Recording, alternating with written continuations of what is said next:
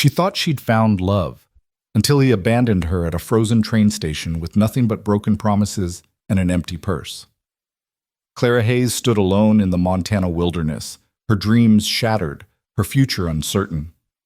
But when a rugged cowboy offered her something impossible, a home, a job, and a chance to start over, she had no idea she was stepping into a story of danger, redemption, and a love worth fighting for.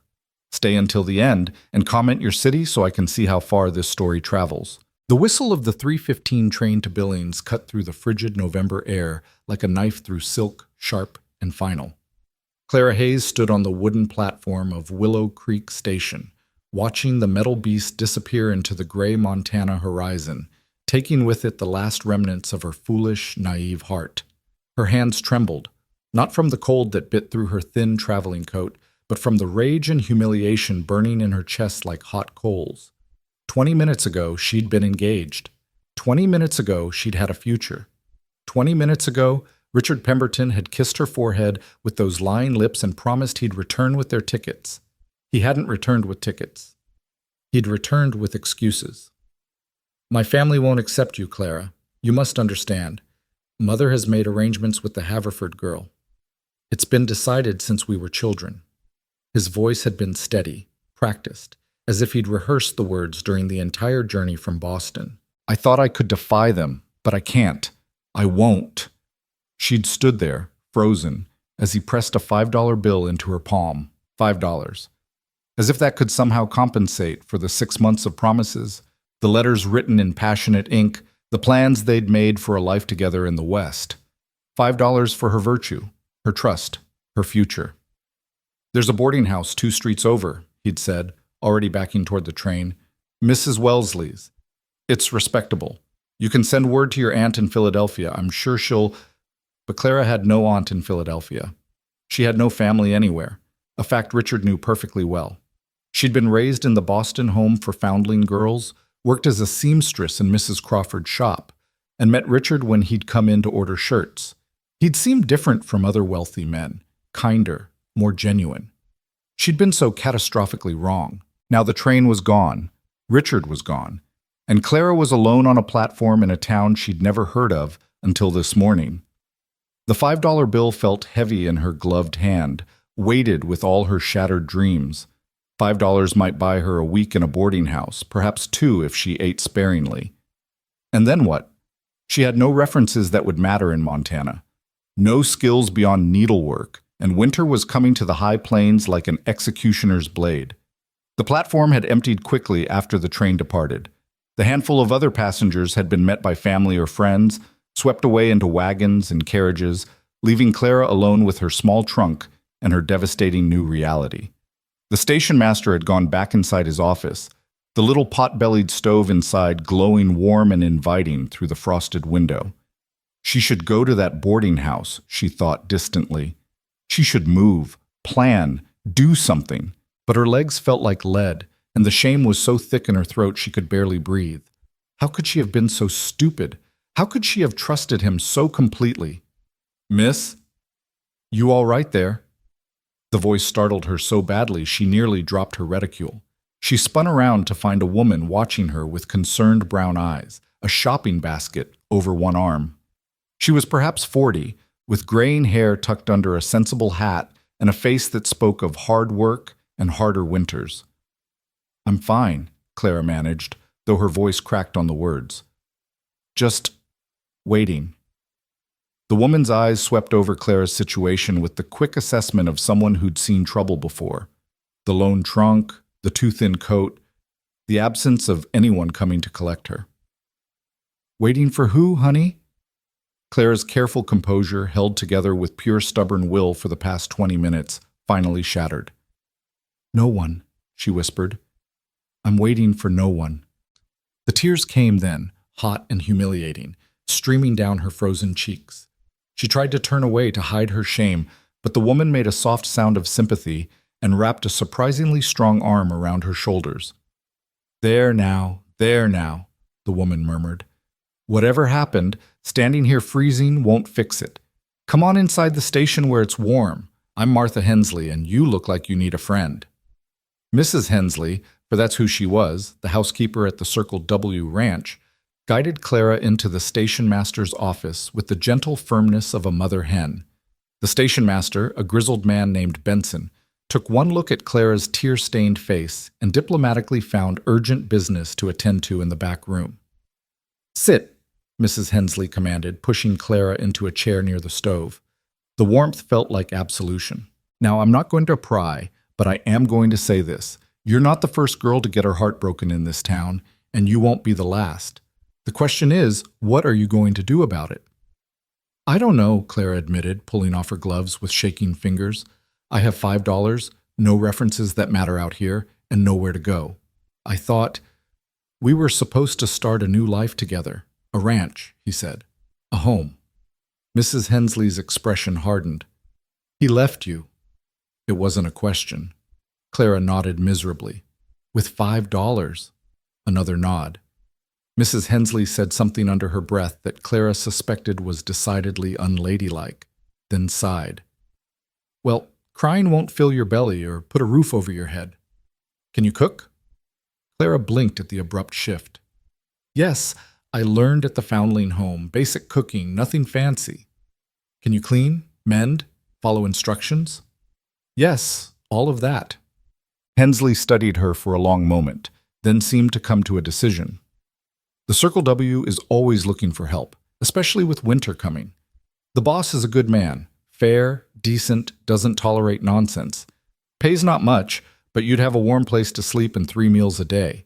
If you prove yourself useful, it could turn into something permanent." Hope, dangerous and fragile, flickered in Clara's chest. "You're offering me a job?" "I'm offering you a chance," Mrs. Hensley corrected. "What you make of it is up to you, but I should warn you, it's ranch work. Early mornings, hard days, and no room for delicate sensibilities. You'd be helping me in the house, cooking for the hands, general work. If that sounds like something you can handle, I'll speak to Mr. Warren when he comes to collect me." "Mr. Warren?" "Caleb Warren. He owns the Circle W, inherited it from his father 5 years back." "Good man," Mrs. Hensley repeated, as if that was the highest praise she could bestow. "Lost his wife in childbirth 3 years ago, along with the baby. Hasn't been quite the same since, but he treats his people right. That's worth more than gold out here." Clara's mind raced. This was madness, going to work for a stranger on a ranch she'd never seen, in a place she didn't know. But what were her alternatives? The boarding house and slow starvation? An attempted return to Boston and the certain shame of crawling back to Mrs. Crawford's shop, if she'd even take her back? At least this was work, dignity, survival. "I can handle hard work," Clara said, lifting her chin. "I've been working since I was old enough to hold a needle. I'm not afraid of early mornings or rough conditions.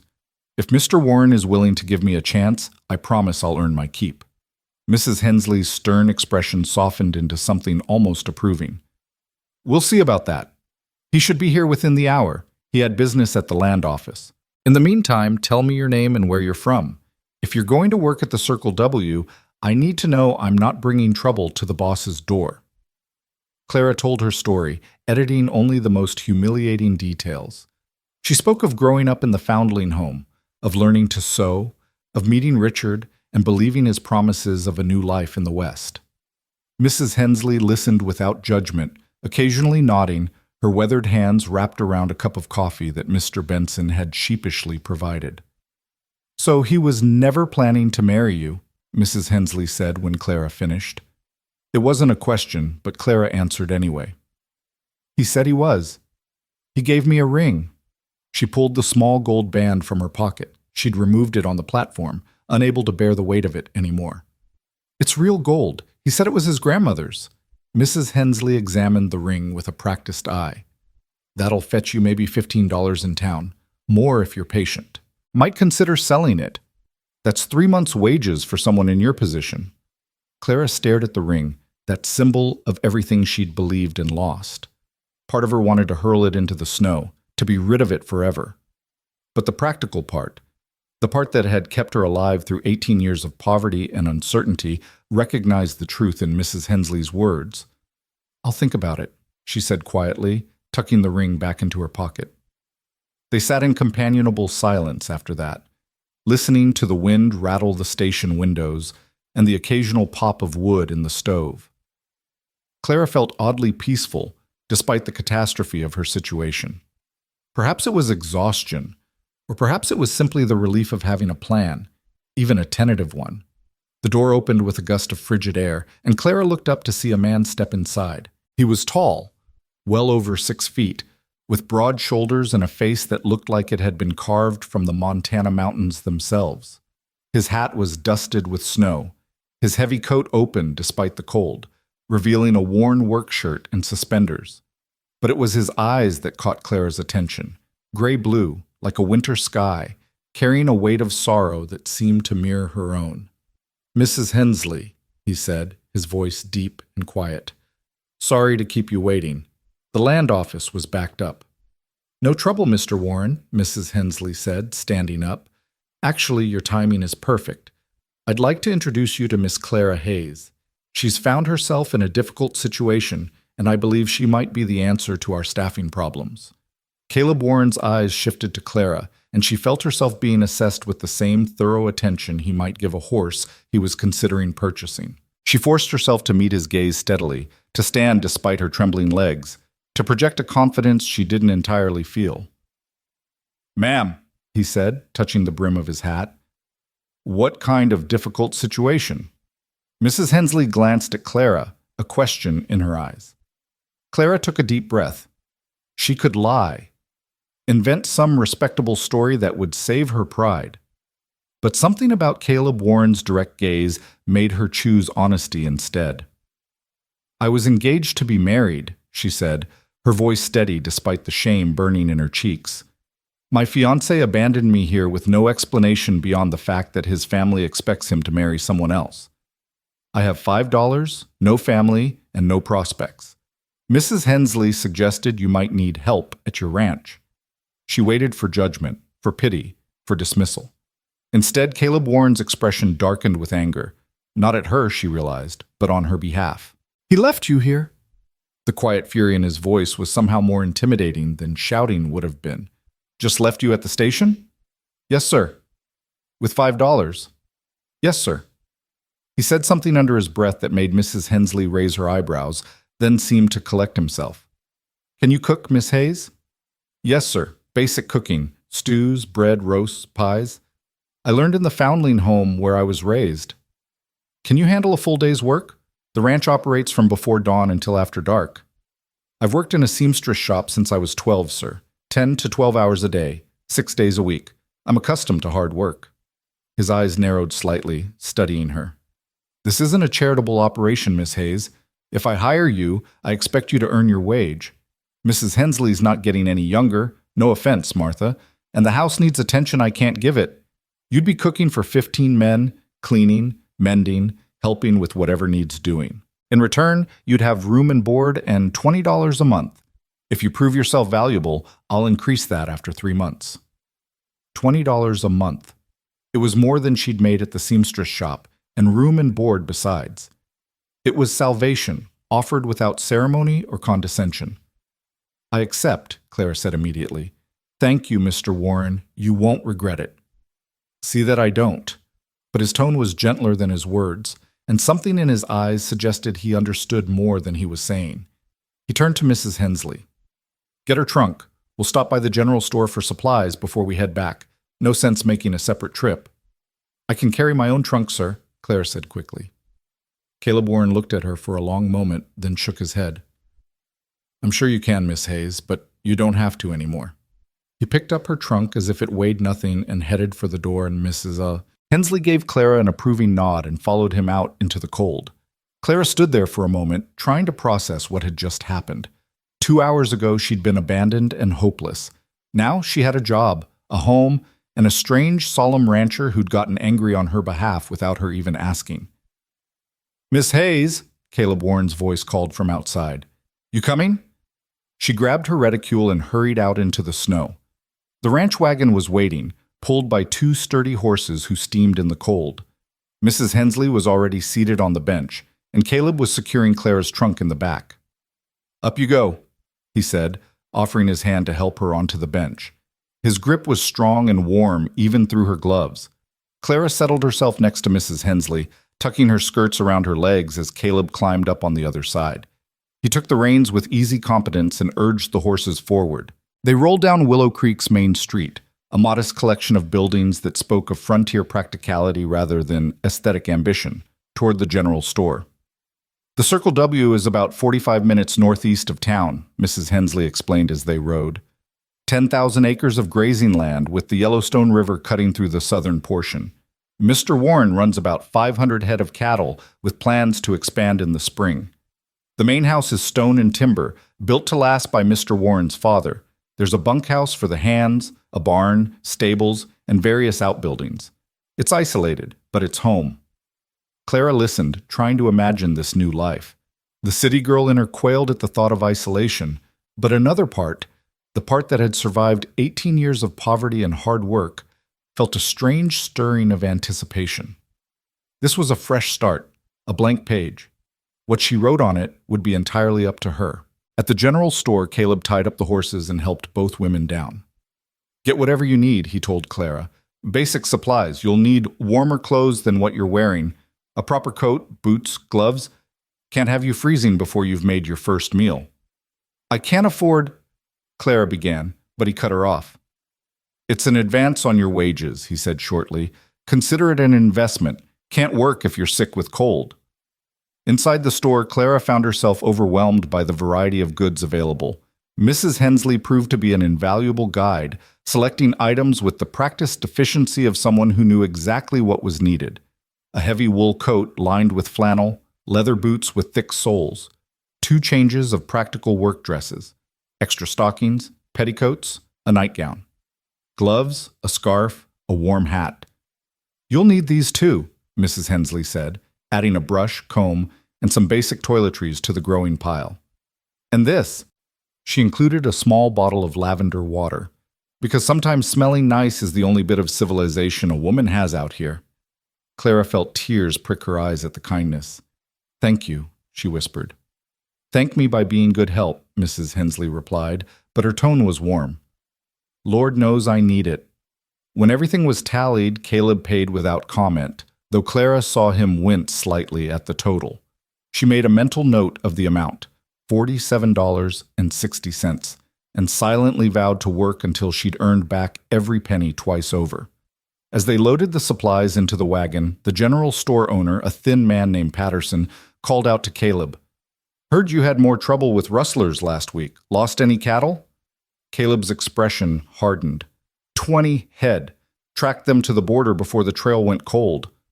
"That's the 3rd raid this season," Patterson said, shaking his head. "Sheriff doing anything about it?" "Sheriff's doing what he can with a territory this size," Caleb replied evenly. "We'll handle it." Clara felt a chill that had nothing to do with the weather. Rustlers, violence. This was a different world from Boston's streets, with different dangers. As they pulled away from the store, Clara worked up the courage to ask, "Is the ranch in danger, sir?" Caleb glanced at her, his expression unreadable. "This is Montana territory, Miss Hayes. Danger's part of the landscape. But I protect what's mine. You'll be safe at the Circle W." The certainty in his voice was oddly comforting. Clara settled back into her seat and watched as they left Willow Creek behind, heading out into the vast Montana wilderness. The landscape was simultaneously beautiful and terrifying, endless white plains broken by distant mountains, the sky so huge it seemed to swallow the world. The cold was fierce, making her grateful for the new coat Mrs. Hensley had insisted she put on immediately. Snow began to fall as they traveled, light at first, then heavier, until the world became a swirling white curtain. "Storm's moving in," Caleb observed, urging the horses faster. "We'll make it back before it gets bad." Mrs. Hensley pulled a blanket from under the seat and tucked it around Clara and herself. "Welcome to Montana," she said dryly, "where the weather changes faster than a man's promises." Despite everything, Clara laughed. It felt strange, foreign, but also cleansing. Mrs. Hensley grinned, and even Caleb's stern expression softened slightly. They rode in silence after that, the only sounds the creak of the wagon, the jingle of the horses' harnesses, and the whisper of falling snow. Clara found herself studying Caleb Warren from the corner of her eye. He was handsome in a rough, weathered way, though his face carried lines of sorrow that aged him beyond what she guessed were his 30-some years. There was something solid about him, something deeply reliable that called to a part of her that had been searching for safety her entire life. "There," Mrs. Hensley said suddenly, pointing ahead. "The Circle W." Through the falling snow, Clara could make out buildings. A large stone and timber house, a massive barn, several outbuildings, and what looked like a bunkhouse. Smoke rose from multiple chimneys, welcoming and warm. Fences stretched out in various directions, and even through the snow she could see cattle in the near pastures. It was beautiful, more than beautiful. It looked like a home. Caleb pulled the wagon up to the main house and set the brake. "Mrs. Hensley, show Miss Hayes to the spare room upstairs. I'll bring up her trunk and the supplies. Dinner's at 6. That'll give you ladies time to get settled." He climbed down and reached up to help first Mrs. Hensley, then Clara. When Clara's feet touched the ground, her legs nearly buckled from the combination of cold and exhaustion. Caleb's hand steadied her, strong and sure. "Easy," he said quietly. "You've had a hard day." "I'm fine," Clara insisted, though she swayed slightly. "You're exhausted," he corrected, not unkindly. "Martha, take her inside. I'll handle the rest." Mrs. Hensley took Clara's arm and guided her up the porch steps and through the front door. The warmth hit Clara like a physical force, making her realize just how cold she'd been. The interior of the house was rustic but well-maintained. Wood floors, a massive stone fireplace, comfortable-looking furniture, and everywhere the signs of a working ranch. "Kitchen's through there," Mrs. Hensley pointed. "Parlor there, study there. Upstairs are the bedrooms, Mr. Warren's room, my room, a spare room that's now yours, and 2 more for guests, though they're rarely used. Bathrooms downstairs off the kitchen. Mr. Warren had indoor plumbing installed last year, which is pure luxury in these parts." She led Clara upstairs to a small but comfortable room with a window overlooking the front yard. There was a bed with a patchwork quilt, a dresser, a washstand with a porcelain pitcher and bowl, and even a small bookshelf with a few well-worn volumes. "This was Mr. Warren's sister's room," Mrs. Hensley explained. "She married a rancher from Wyoming 3 years back. Visits when she can, but it's a long journey. She won't mind you using it." "It's perfect," Clara said honestly. After years of sharing a dormitory with 30 other girls, then a cramped boarding house room in Boston, this felt like a palace. Caleb appeared in the doorway with her trunk, barely winded despite carrying it up the stairs. He set it down by the dresser with a gentle thump. "Anything else you need, Miss Hayes?" "No, sir, thank you." He nodded and turned to leave, then paused. "Miss Hayes, I want you to understand something. I hired you because I believe you'll be good help, not because I pity you. Your past isn't my concern, only your work. Prove yourself useful and you'll have a place here as long as you want it. Fair enough?" "Fair enough," Clara agreed, throat tight with emotion. "Good. Dinner at 6. He left, his boots heavy on the stairs. Mrs. Hensley gave Clara an approving look. "You'll do all right here, I think. Now wash up and change into something comfortable. I'll show you around the kitchen, and we'll start planning tomorrow's meals. The men eat like horses, so we'll need to get up early to have breakfast ready by 5:30. 5:30? Clara managed not to wince. "Ranch hours, honey. You'll get used to it." Mrs. Hensley patted her arm. "Take 20 minutes to settle yourself, then come down. We've got work to do." Alone at last, Clara sank onto the bed and let herself shake. The enormity of everything that had happened crashed over her like a wave. Richard's betrayal, her desperate situation, the strange kindness of these people who owed her nothing. She pulled out the gold ring from her pocket and stared at it. In Boston, she'd looked at this ring and seen her future. Now she saw only her naivety, but perhaps that was a gift too. She'd learned a hard lesson about trust and promises, but she'd also learned that kindness could come from unexpected places. Rising, Clara went to the window and looked out at the Circle W. Snow was falling harder now, covering everything in white. She could see the barn, the cattle in the distance, the lights starting to glow in the bunkhouse. This was her new life, foreign and frightening and full of possibility. She would make it work. She had to. Clara changed into one of the new work dresses, braided her hair in a simple plait, and washed her face in the cold water from the pitcher. Looking in the small mirror above the washstand, She barely recognized herself. The sophisticated Boston lady was gone, replaced by someone harder, more uncertain, but also more determined. Clara Hayes, she told her reflection firmly, you are not going to fail. Not here. Not now. Taking a deep breath, she went downstairs to begin her new life. Mrs. Hensley was waiting in the kitchen, a massive room dominated by a cast-iron stove and a long wooden table. Copper pots hung from hooks, shelves were lined with supplies, and the whole space spoke of serious daily cooking. Good, you're here, Mrs. Hensley said briskly. Let me show you what's what. We keep the staples here: flour, sugar, salt, coffee. These are our spices, though selection's limited this time of year. Root vegetables in the cellar, salted meat in the cold room off the porch, fresh meat when the men butcher. We bake bread every other day, do laundry on Mondays, and generally keep the house running. She opened cupboards, showed Clara where everything was kept, explained the routine. Clara listened intently, memorizing every detail. This was her job now, her purpose, and she would master it.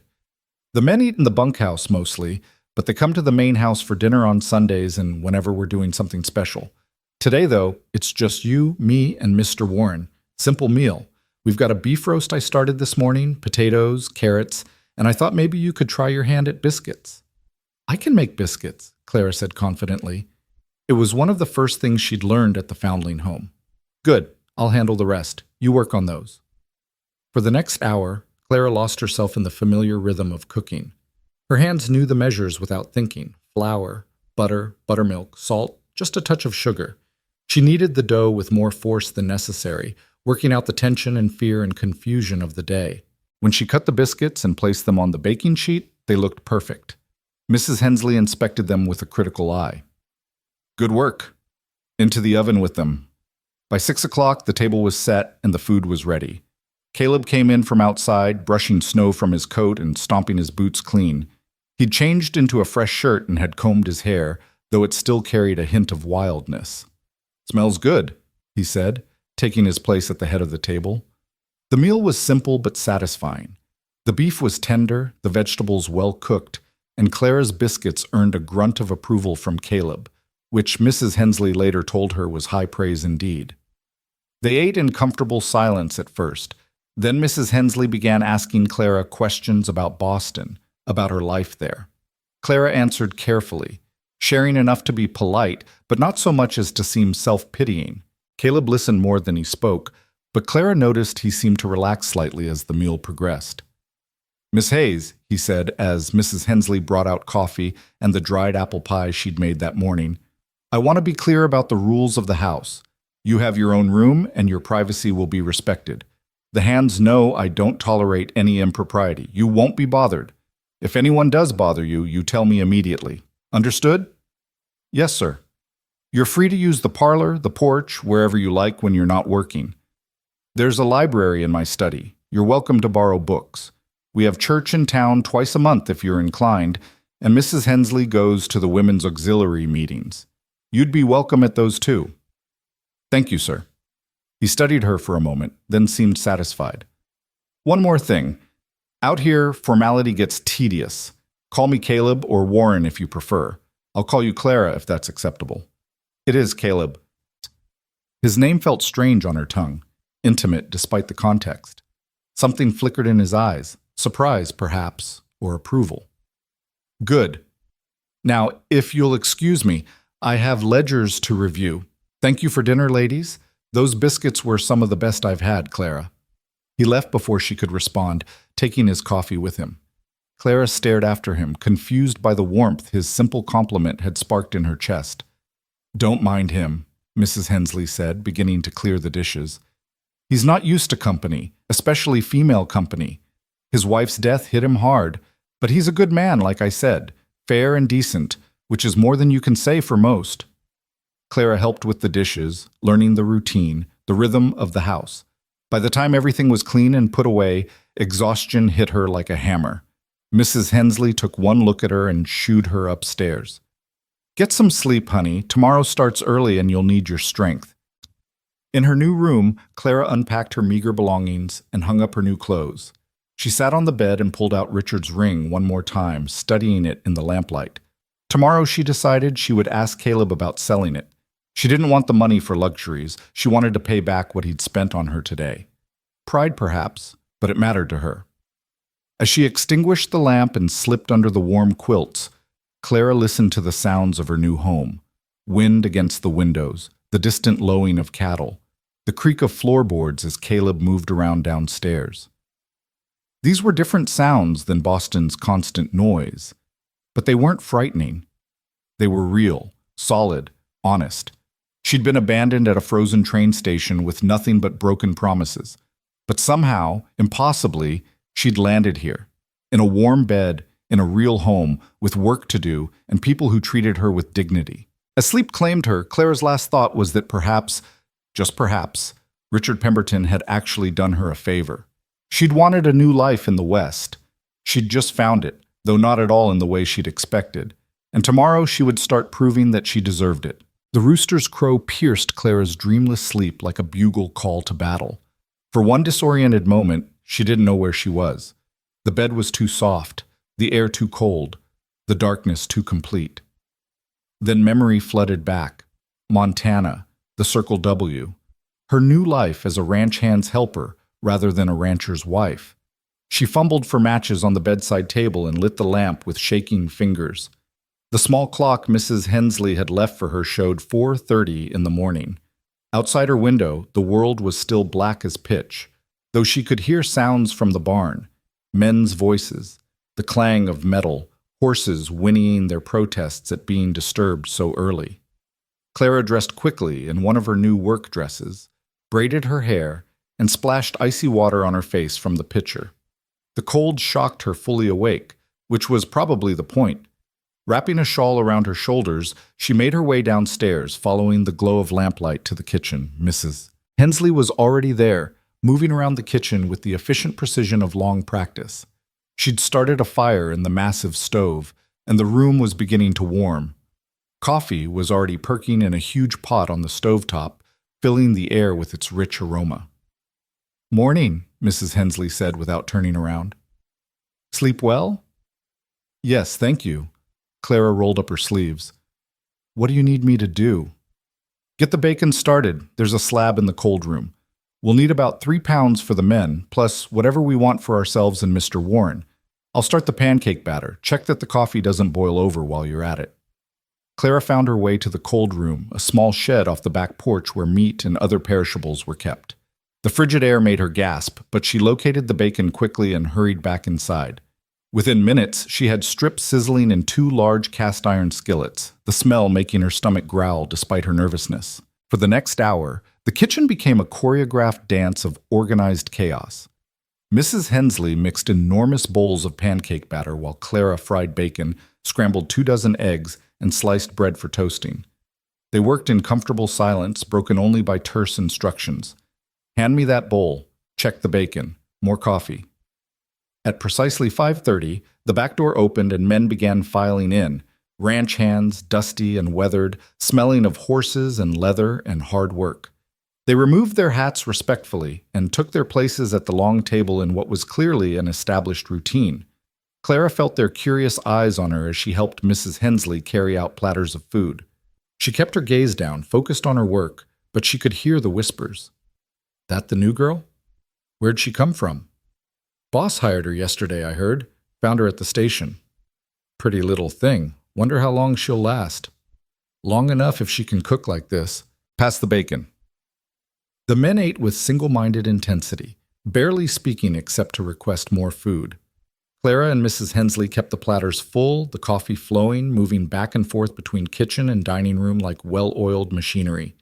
Caleb appeared just as the hands were finishing up, looking as alert and composed as if he'd had a full night's sleep rather than whatever scant hours he'd managed. He nodded to Clara, took his place at the head of the table, and accepted the plate she nervously set before him. "Men," he said, his quiet voice somehow carrying authority, "this is Clara Hayes. She'll be helping Mrs. Hensley with the house and cooking. You'll treat her with respect or you'll find employment elsewhere. Clear?" A chorus of "yes, boss," and "understood" rippled around the table. Caleb took a bite of his breakfast, chewed thoughtfully, then looked up at Clara. "Good eggs. Better than mine." It was a small compliment, delivered matter-of-factly, but Clara felt ridiculously pleased. Thank you. The hands finished eating and filed out to begin their day, each one nodding politely to Clara as they passed. The last to leave was an older man with a weathered face and kind eyes who paused at the door. "Tom Redding, ma'am," he said, touching his hat. "I'm the foreman. If you need anything heavy moved or any trouble handled, you let me know." "Thank you, Mr. Redding." "Just Redding, ma'am. Everyone here's just one name." He grinned and headed out into the pre-dawn darkness. Caleb lingered over his coffee, watching Clara and Mrs. Hensley clean up. "Clara, when you're finished here, I'd like to show you around the property. You should know the layout, where everything is, where not to go, that sort of thing." "Of course." Clara's heart beat a little faster at the prospect of time alone with him. Not that it meant anything. He was just being thorough, making sure she knew her way around. Still, something about Caleb Warren made her nervous in a way that had nothing to do with fear. An hour later, bundled in her new coat and boots, Clara followed Caleb out into the cold morning. The sun was just beginning to paint the eastern horizon with streaks of gold and pink, illuminating the vast landscape in shades of white and blue. Snow had fallen heavily during the night, covering everything in pristine drifts. "The main house, you know," Caleb said, gesturing back at the stone and timber structure behind them. "Barn's there. That's where we keep the horses we use daily, plus storage for tack, tools, feed. The stable's separate. They're behind it. That's for breeding stock and the horses we're training. Smokehouse is that small building. Root cellar's got an entrance in the house, but there's an outside entrance too in case the house entrance is blocked." He walked as he talked, his long strides eating up ground. Clara had to hurry to keep up. He seemed to notice and slowed his pace slightly, though whether out of consideration or impatience, she couldn't tell. "Bunkhouse is there," he continued, pointing to a long, low building with smoke rising from its chimney. "That's where the hands sleep and take their meals most days. You won't need to go there.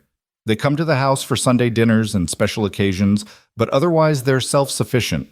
My father built it that way deliberately. Helps maintain proper boundaries." Clara nodded, filing away the information. "How many men work here?" 15 year-round, more during spring and fall. Roundup, branding, that sort of thing requires extra hands. Most of the men have been here for years. They're good workers, loyal. A few are young, still learning. I expect them all to be respectful, but if anyone steps out of line, you tell me immediately. Understood?" "Yes." They walked the perimeter of the main compound, Caleb pointing out various buildings and features. The blacksmith's forge, the equipment shed, the chicken coop where Clara would be gathering eggs daily, the well house. Everything was well maintained, organized, efficient, a reflection of Caleb himself, she realized. "Beyond the immediate compound, we've got 10,000 acres, Caleb said as they paused on a slight rise that overlooked the property. Grazing land mostly, with good water from the Yellowstone cutting through the southern section. We run cattle, Herefords primarily, some crossbreeds, good beef stock. In a few years, if the market holds and we can expand the herd, this ranch will be one of the most profitable in the territory." There was pride in his voice, carefully controlled but unmistakable. Clara studied his profile as he looked out over his land, the strong jaw, the lines around his eyes from squinting into sun and wind, the way his shoulders squared as if bearing invisible weight. "Your father built this," she said softly. "He did. Came out here in '58. Bought the land for next to nothing. Spent 20 years building it into something worthwhile. When he died 5 years ago, I inherited not just the land, but the responsibility to everyone who depends on it. The men, their families, the people in town who rely on our business. It's not just a ranch. It's an obligation." Clara heard something in his voice. Duty, yes, but also a hint of burden. "Do you ever resent it?" He looked at her sharply, as if surprised by the question. "No, this land is in my blood.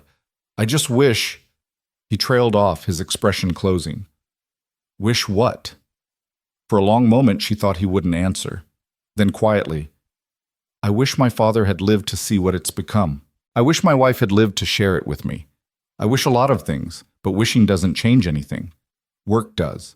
Persistence does.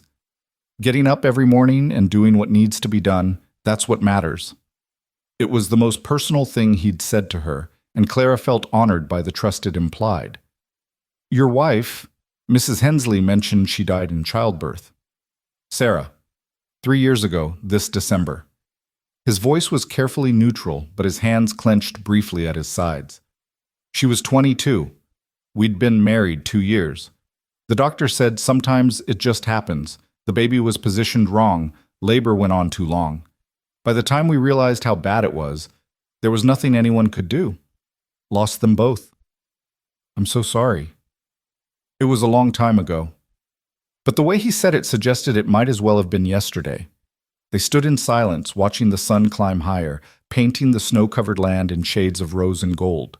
Clara felt the cold seeping through her boots, but didn't want to break the moment. There was something peaceful about standing here with Caleb, sharing his view of the world he'd built and maintained against all odds. Your fiancé, Caleb said abruptly. What was his name? Richard Pemberton. Did you love him? The question was direct, almost harsh. Clara considered lying, offering the expected answer, but something about this place, this man, demanded honesty. I thought I did. Now I think I loved the idea of him, the security he represented, the promise of a home, a family, belonging somewhere. I spent 18 years in a foundling home, never knowing where I came from or if anyone had ever wanted me. Richard offered me an identity, a place in the world. That was intoxicating. Caleb nodded slowly. I understand that. Wanting to belong. Do you? He looked at her then, really looked at her, and Clara saw depths of loneliness in his eyes that mirrored her own. I belonged to this land my whole life. But after Sarah died, I realized you can belong to a place without belonging to anyone. That's a different kind of loneliness. Before Clara could respond, the moment was broken by shouting from the direction of the barn. Caleb's head snapped around, his body tensing with instant alertness. Stay here, he ordered, already moving toward the commotion. But Clara followed anyway, her shorter legs struggling through the snow. By the time she reached the barn, Caleb was already inside with several of his men clustered around something on the ground. As she got closer, she could see a young ranch hand, barely more than a boy, lying in the straw, his face pale, one leg bent at an unnatural angle. Horse spooked and kicked him, Redding was explaining. Caught him right in the shin. Pretty sure it's broken. Caleb was already kneeling beside the boy, his hands gentle but firm as he examined the injury. Jamie, can you hear me? Hurts like hell, boss, the boy gasped. I know. We need to splint it before we move you. Redding, get me 2 boards and some rope. Someone ride to town for Doc Anderson. Tell him it's urgent. The men scrambled to follow orders. Clara pushed her way through the circle and knelt on the other side of the injured boy. I can help. Caleb's eyes met hers. You've done this before? I worked with the nurse at the foundling home sometimes. I know how to set a splint, clean wounds, basic care. He studied her for a brief moment, then nodded. All right. Talk to him while I work. Keep him calm. While Caleb and Redding fashioned a splint for Jamie's broken leg, Clara held the boy's hand and kept up a steady stream of soothing words. She asked him about his family, his home, how long he'd worked at the Circle W, anything to keep his mind off the pain. When Caleb had to manipulate the leg to set the splint properly, Jamie screamed, his hand crushing Clara's. But she held on and kept talking. By the time they'd carried Jamie into the house and settled him on the sofa in the parlor, Clara's dress was covered in blood and straw.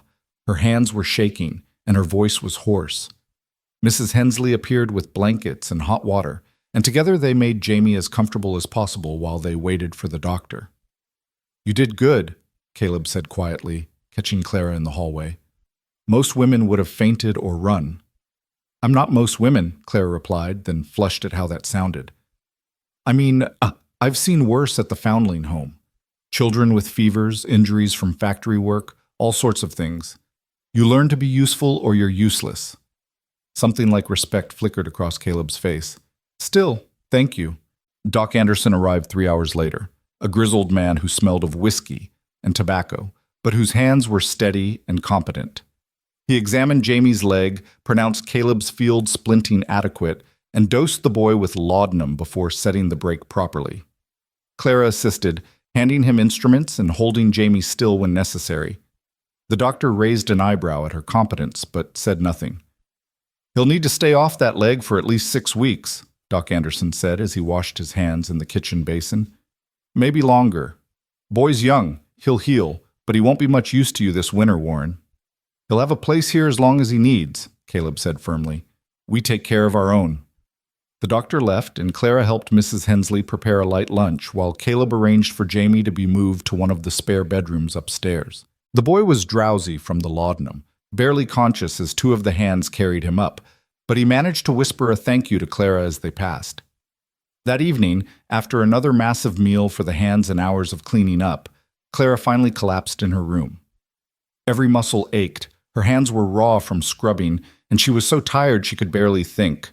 But there was something deeply satisfying about the exhaustion. It was honest work, productive work, work that mattered. A soft knock on her door made her look up. Come in. Caleb entered, looking uncomfortable in the intimate setting of her bedroom. He stayed in the doorway, carefully proper. I wanted to thank you again for today. Jamie's leg could have been much worse if you hadn't helped keep him calm. It was nothing. It wasn't nothing. His voice was firm. You've been here one day and you've already proven yourself invaluable. I want you to know that I see that, and I appreciate it. Clara felt warmth spread through her chest that had nothing to do with the fire downstairs. Thank you, Caleb. That means a lot. He nodded and turned to leave, then paused. Clara, that ring you mentioned yesterday, the one your fiancé gave you, are you planning to keep it? No, I'd like to sell it actually. I want to pay you back for the clothes and supplies. That's not necessary. It's necessary to me, Clara interrupted gently. I don't want charity. I want to earn my place here honestly. Caleb studied her for a long moment, then nodded. I respect that. There's a jeweler in town, Morris Goldstein. Fair man, won't cheat you. I'll take you to him next week when I go in for supplies. Thank you. After he left, Clara pulled out the ring and looked at it one last time. She felt nothing. No regret, no sadness, just a mild curiosity that she'd ever attach so much meaning to such a small piece of metal. Tomorrow she would put it away and forget about it until they went to town. Tonight, she would sleep the sleep of the exhausted and useful. The days that followed established a rhythm that Clara found herself settling into with surprising ease. Wake before dawn, help Mrs. Hensley prepare breakfast for the hands, clean up, prepare midday meal, clean up, prepare evening meal, clean up. In between, there were eggs to gather, bread to bake, clothes to mend, floors to sweep, and 100 other tasks that kept her hands busy and her mind occupied. Jamie proved to be an easy patient, cheerful despite his pain, grateful for every meal Clara brought him. She found herself spending time in his room, chatting while he ate, learning about life on the ranch from his enthusiastic, if somewhat rambling stories. Been here since I was 14, he told her one afternoon as she changed the bandages on his leg. My pa died, left Ma with 5 kids and no money. Mr. Warren heard about it somehow, came to our place and offered me work. Said he'd pay me full wages, give Ma a monthly allowance until the younger ones were old enough to work. Saved our family, he did. He seems like a good man, Clara observed carefully. Best I've ever known, Jamie said fervently. Tough, but fair. Works harder than any of us. And after Miss Sarah died, he trailed off, suddenly looking uncomfortable. What about after she died? Well, he just sort of closed up, if you know what I mean. Used to smile more, laugh sometimes. Miss Sarah was like sunshine, always singing, always happy. After we lost her, the light went out of him. He does his duty, takes care of everyone, but it's like he's just going through motions. Clara thought about this as she finished with the bandages. She'd seen glimpses of the man Jamie described, flashes of dry humor, moments of unexpected kindness, the way his eyes softened when he looked at his land. But there was a wall around Caleb Warren, built of grief and duty and loneliness. She understood walls. She'd built plenty of her own. On Friday afternoon, Caleb kept his promise and took Clara to town to sell the ring. The ride was quiet, but not uncomfortable. Clara found herself studying the landscape, noting landmarks, beginning to feel a strange sense of ownership over this vast, empty territory. Morris Goldstein's shop was a small, neat establishment on Willow Creek's main street. The proprietor was a thin man with wire-rimmed spectacles and gentle eyes who examined the ring under a jeweler's loupe with practiced precision. It's real gold, he confirmed. About 1/2 carat diamond. Decent quality. I can give you $35 for it. Clara's heart sank. She'd hoped for more, enough to cover all her expenses, plus a little extra. $35 would barely cover half of what Caleb had spent on her supplies. She'll take 40, Caleb said from where he leaned against the counter. Goldstein looked up, startled. Mr. Warren, with all respect, the piece is worth 35 at most. And with all respect, Morris, I've sold you enough jewelry over the years to know you'll turn this around for 60 at least. 40's fair. The jeweler sighed, but nodded. 40 it is. He counted out the bills and handed them to Clara. Always a pleasure doing business with you, Mr. Warren. Outside, Clara turned to Caleb. You didn't have to do that. Yes, I did. Goldstein's honest, but he's also a businessman. Would have paid you less because you're a woman who needed the money quickly. That's not fair. Clara looked down at the $40 in her hand, more money than she'd ever held at one time in her life. I want to pay you back for the supplies now. Clara, please, I need to do this. He studied her face, then nodded slowly. $20 then. That'll cover most of it. She handed him 20 of the bills, feeling simultaneously lighter and more grounded. The remaining 20 she tucked carefully into her reticule. It was a cushion, security, proof that she was building something here. They made their way to the general store for supplies, and Clara found herself relaxing into easy conversation with Caleb as they selected items. He asked her opinion on which coffee blend to buy, whether they needed more sugar, what vegetables she thought they should stock for winter. Small things, domestic things. But they made her feel included, valued. At the dry goods counter, Clara's eye caught on a bolt of dark blue fabric, simple but good quality. She could make herself another dress from it, replace the one she'd left behind in Boston, but it would cost nearly half her remaining money. Go ahead, Caleb said, noticing her hesitation. Get what you need. I shouldn't spend the money. You earned it. Besides, can't have you wearing the same 2 dresses until they fall apart. Get the fabric, get thread, needles, whatever else you need. Clara did, feeling recklessly extravagant. She also bought a small journal and a pencil. She wanted to start recording recipes, household notes, maybe even her thoughts. The girl who'd arrived at Willow Creek Station 6 days ago seemed like a different person, someone from a half-remembered dream. As they loaded the supplies into the wagon, a woman's voice called out, "Caleb Warren, is that you?" They turned to see an elegantly dressed woman approaching, her smile wide and calculating. She was perhaps 30, beautiful in a hard sort of way, with blonde hair and sharp blue eyes that assessed Clara with instant dislike. "Victoria?" Caleb said, his voice cooling noticeably. "I didn't know you were in town." "Just returned from Denver. The shopping there is so much better than our provincial little offerings." Her gaze slid to Clara. "And who is this? I don't believe we've been introduced." "Clara Hayes, this is Victoria Ashford. Her father owns the ranch adjacent to mine. Clara is working at the Circle W, helping Mrs. Hensley." Victoria's smile turned condescending. "A servant. How practical. Tell me, Miss Hayes, are you from around here? Your clothes suggest otherwise." Clara felt her spine stiffen. "I'm from Boston. I arrived last week." "Boston? How exotic. Whatever brought you to this wilderness?" "A change of circumstances," Clara said evenly, refusing to be baited. "Indeed." Victoria turned her attention back to Caleb, effectively dismissing Clara. "Caleb, father is having a dinner party next Saturday. Just a small gathering, the Harrisons, the Coles, Judge Whitmore.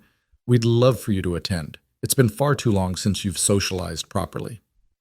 "I appreciate the invitation, but I'll have to decline. It's a busy season." "It's always a busy season with you," Victoria pouted prettily. "You can't hide away on that ranch forever grieving. Sarah wouldn't have wanted that." Caleb's expression turned glacial. "Don't presume to tell me what my wife would have wanted." Victoria had the grace to look slightly abashed. "I apologize. I only meant that life goes on, and you deserve happiness again. There are several lovely young ladies who would be honored. I'm not interested. Good day, Victoria." Caleb took Clara's arm and steered her toward the wagon with barely controlled anger. They rode in tense silence for several minutes before Caleb finally spoke. "I apologize for that. Victoria means well, but she doesn't know when to leave things alone." "She seemed very concerned about your happiness," Clara ventured carefully. Caleb snorted. Victoria's concerned about securing a profitable alliance between our properties. Her father's ranch is failing, and she thinks marrying me would solve all their problems. I've made it clear I'm not interested, but she persists. I see. Clara kept her voice neutral, though something uncomfortable twisted in her stomach at the thought of Caleb married to someone like Victoria. You handled her well, Caleb said after another pause. Standing up for yourself without being rude, that takes skill. I learned early that the only person who'd defend me was me. The foundling home taught me that much. Tell me about it, Caleb said suddenly. The foundling home. What was it like? Clara was surprised by the question, by his apparent genuine interest. It was institutional, clean, well-run, but cold. We had dormitories with 30 beds, strict schedules, mandatory work assignments. The matrons weren't cruel, but they weren't warm either. We were fed, clothed, educated in basic reading and arithmetic, and trained for employment. When we turned 16, we were expected to find positions and leave. Most of the girls went into domestic service or factory work. I was lucky. I had a talent for needlework, and Mrs. Crawford hired me. No family at all? None that I know of. I was left at the home as an infant, wrapped in a gray blanket with no note, no explanation. They named me Clara because it means clear. I suppose they hoped my future would be. The surname Hayes came from the woman who found me on the doorstep. Caleb was quiet for a long moment. That must have been hard, never knowing where you came from. Sometimes, Clara admitted. Mostly I just accepted it. You can't miss what you never had. But I envied the other girls who had stories, even sad ones. At least they knew they'd been wanted once, even if circumstances changed. I never had even that much certainty. You were wanted, Caleb said firmly. Maybe not by your birth parents, but Mrs. Crawford wanted you. Mrs. Hensley wants you. I want you here.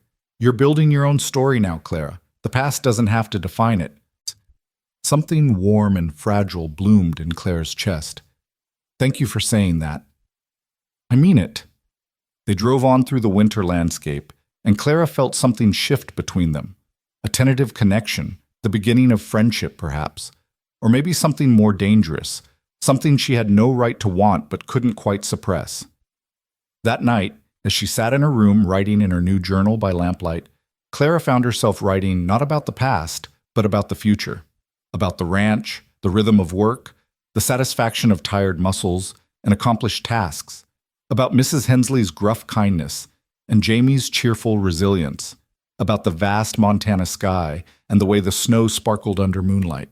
And about Caleb Warren, the complicated, grieving, fiercely protective man who'd given her a chance when she had nothing. She didn't write about the way her heart beat faster when he entered a room, or how his rare smiles made her feel like she'd accomplished something extraordinary. Those feelings were too new, too fragile, too dangerous to examine too closely. Instead, she wrote, I think I might be building a home here.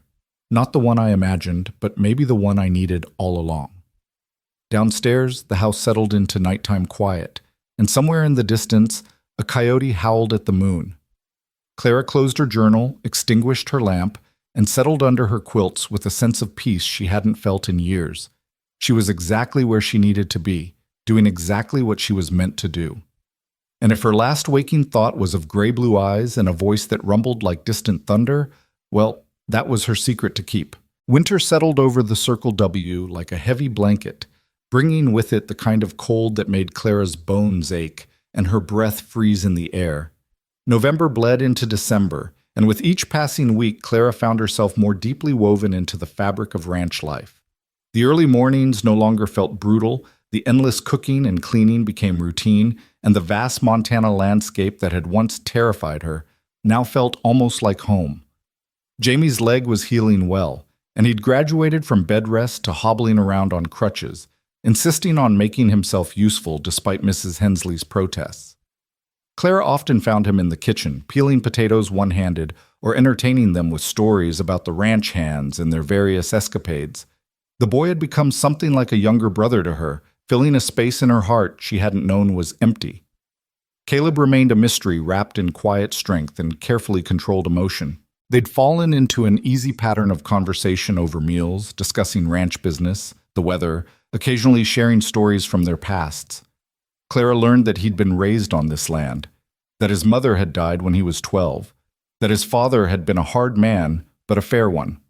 Caleb spoke rarely of Sarah, but when he did, his voice carried a tenderness that made Clara's chest ache with something she refused to name as jealousy. She was simply grateful to be here, she told herself firmly. Grateful for the work, the home, the security. Anything else was foolishness, the kind of romantic delusion that had already ruined her life once. She would not make that mistake again. But then Caleb would smile at something she said, or his hand would brush hers as he reached for the coffee pot, and her traitorous heart would stutter in her chest like a startled bird. The telegram arrived on a Tuesday morning, delivered by a rider from town who'd fought through a light snowstorm to reach the ranch. Clara was in the kitchen preparing lunch when she heard the commotion at the front door. Through the window, she watched Caleb tear open the envelope, his expression darkening as he read. When he came into the kitchen, his face was drawn with worry. "My mother's taken ill, pneumonia. My sister says it's serious."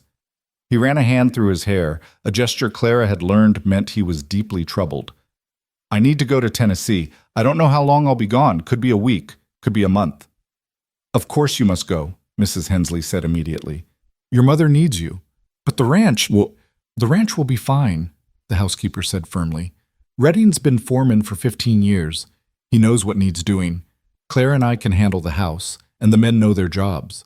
Your mother won't recover if you're here worrying instead of there helping." Caleb looked at Clara, something unreadable in his eyes. "You'll be all right?" The question felt weighted with more than surface concern. "I'll be fine. We all will. Go take care of your mother." He nodded slowly, then began issuing rapid instructions. Redding was summoned and given detailed orders about which cattle to move, what repairs to prioritize, how to handle any problems that might arise. Mrs. Hensley received instructions about household accounts and where various documents were kept. To Clara, he said simply, "Keep things running smoothly. If there's trouble, Redding will handle it. If there's anything you need, anything at all, send word to town and they'll get a telegram to me." Within 2 hours, he was packed and gone, riding hard for the train station with barely a backward glance. Clara stood on the porch and watched until he disappeared into the white landscape, feeling strangely bereft. The ranch suddenly seemed larger, emptier, colder, without his steady presence. "He'll be back," Mrs. Hensley said quietly beside her. Caleb Warren always comes back to what's his. Clara wasn't sure if the housekeeper meant the ranch or something else entirely. The first week passed without incident. Clara threw herself into work with renewed intensity, as if constant motion could fill the absence Caleb had left behind. She baked extra bread, reorganized the pantry, mended every piece of clothing that needed attention, and spent hours teaching Jamie to read better from the books in Caleb's study. The hands noticed their boss's absence but continued their work with professional dedication. Redding proved to be an excellent foreman, running the daily operations with calm efficiency. He checked in with Mrs. Hensley each evening to report on the day's progress and confirm there were no problems. "Moved the cattle to the south pasture like the boss wanted," he'd say, accepting a cup of coffee. "Fixed that loose board in the barn. Young Tucker's showing real promise with the horses. All's well." Clara began to relax. Perhaps this wouldn't be so difficult after all. The telegram came on the 8th day. Caleb's mother had taken a turn for the worse. He needed to stay at least another 2 weeks, possibly longer. He trusted them to manage without him. The message was brief, impersonal, necessary. But Clara found herself reading it over and over, searching for something more personal between the lines. "He's worried about her," Mrs. Hensley observed, watching Clara fold the telegram carefully. "His mother's a good woman. Raised him right after his father got too focused on the ranch to notice he had a son who needed attention." "How long were they married? His parents?" 30 years before she passed. "No, wait. I'm thinking of someone else. Caleb's mother is still alive, dear." "That's who he's gone to see. His father's the one who died 5 years back." Mrs. Hensley shook her head. "My memory's not what it was. But yes, they were married a long time. Not always happily, but they stuck it out. That's what people did in those days." Clara thought about that as she went about her chores, sticking it out even when happiness faded. She'd grown up believing marriage should be based on love, on partnership, on mutual respect. But maybe that was naive.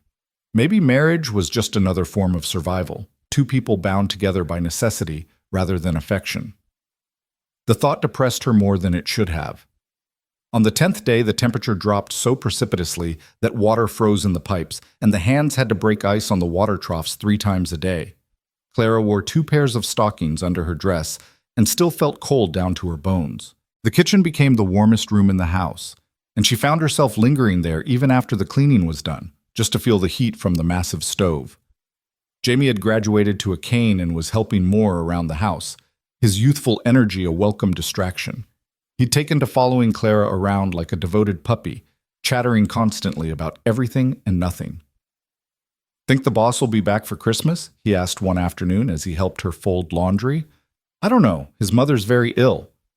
"Sure would be sad spending Christmas without him. He always does a big dinner for everyone, gives each hand a bonus. Last year he even got us peppermint sticks from town."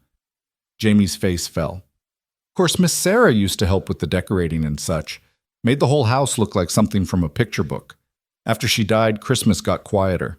But it was still nice, you know?" Clara felt a pang of sympathy for this younger version of Caleb, trying to maintain traditions while grief hollowed him out from the inside. "We'll make sure Christmas is special this year," she promised, "even if Caleb can't be here." Jamie brightened immediately. "Really? You'd do that?" "Of course, everyone deserves a good Christmas." She regretted the promise almost immediately when she realized she had no idea how to create a good Christmas for 15 ranch hands and 2 household staff. The foundling home had observed the holiday with a sparse church service and a slightly better meal than usual. Mrs. Crawford had given her employees an extra day off. Clara had no experience with the kind of celebration Jamie described, but she'd promised, and Clara Hayes kept her promises. She enlisted Mrs. Hensley's help, and together they began planning. There would be a special meal: roasted beef, potatoes, vegetables, pies, cakes, whatever they could manage with their limited supplies. They'd decorate the house with pine branches and berries from the woods. Clara would make small gifts for each hand, useful things like warm socks or mended shirts. "You've got a kind heart," Mrs. Hensley observed as they made lists. "That's going to serve you well out here, or hurt you badly. Haven't decided which yet." "Why would kindness hurt?" "Because this is a hard land, dear. It takes more than it gives. You care about people, you're going to lose them. To accidents, to illness, to the simple fact that nothing lasts forever out here."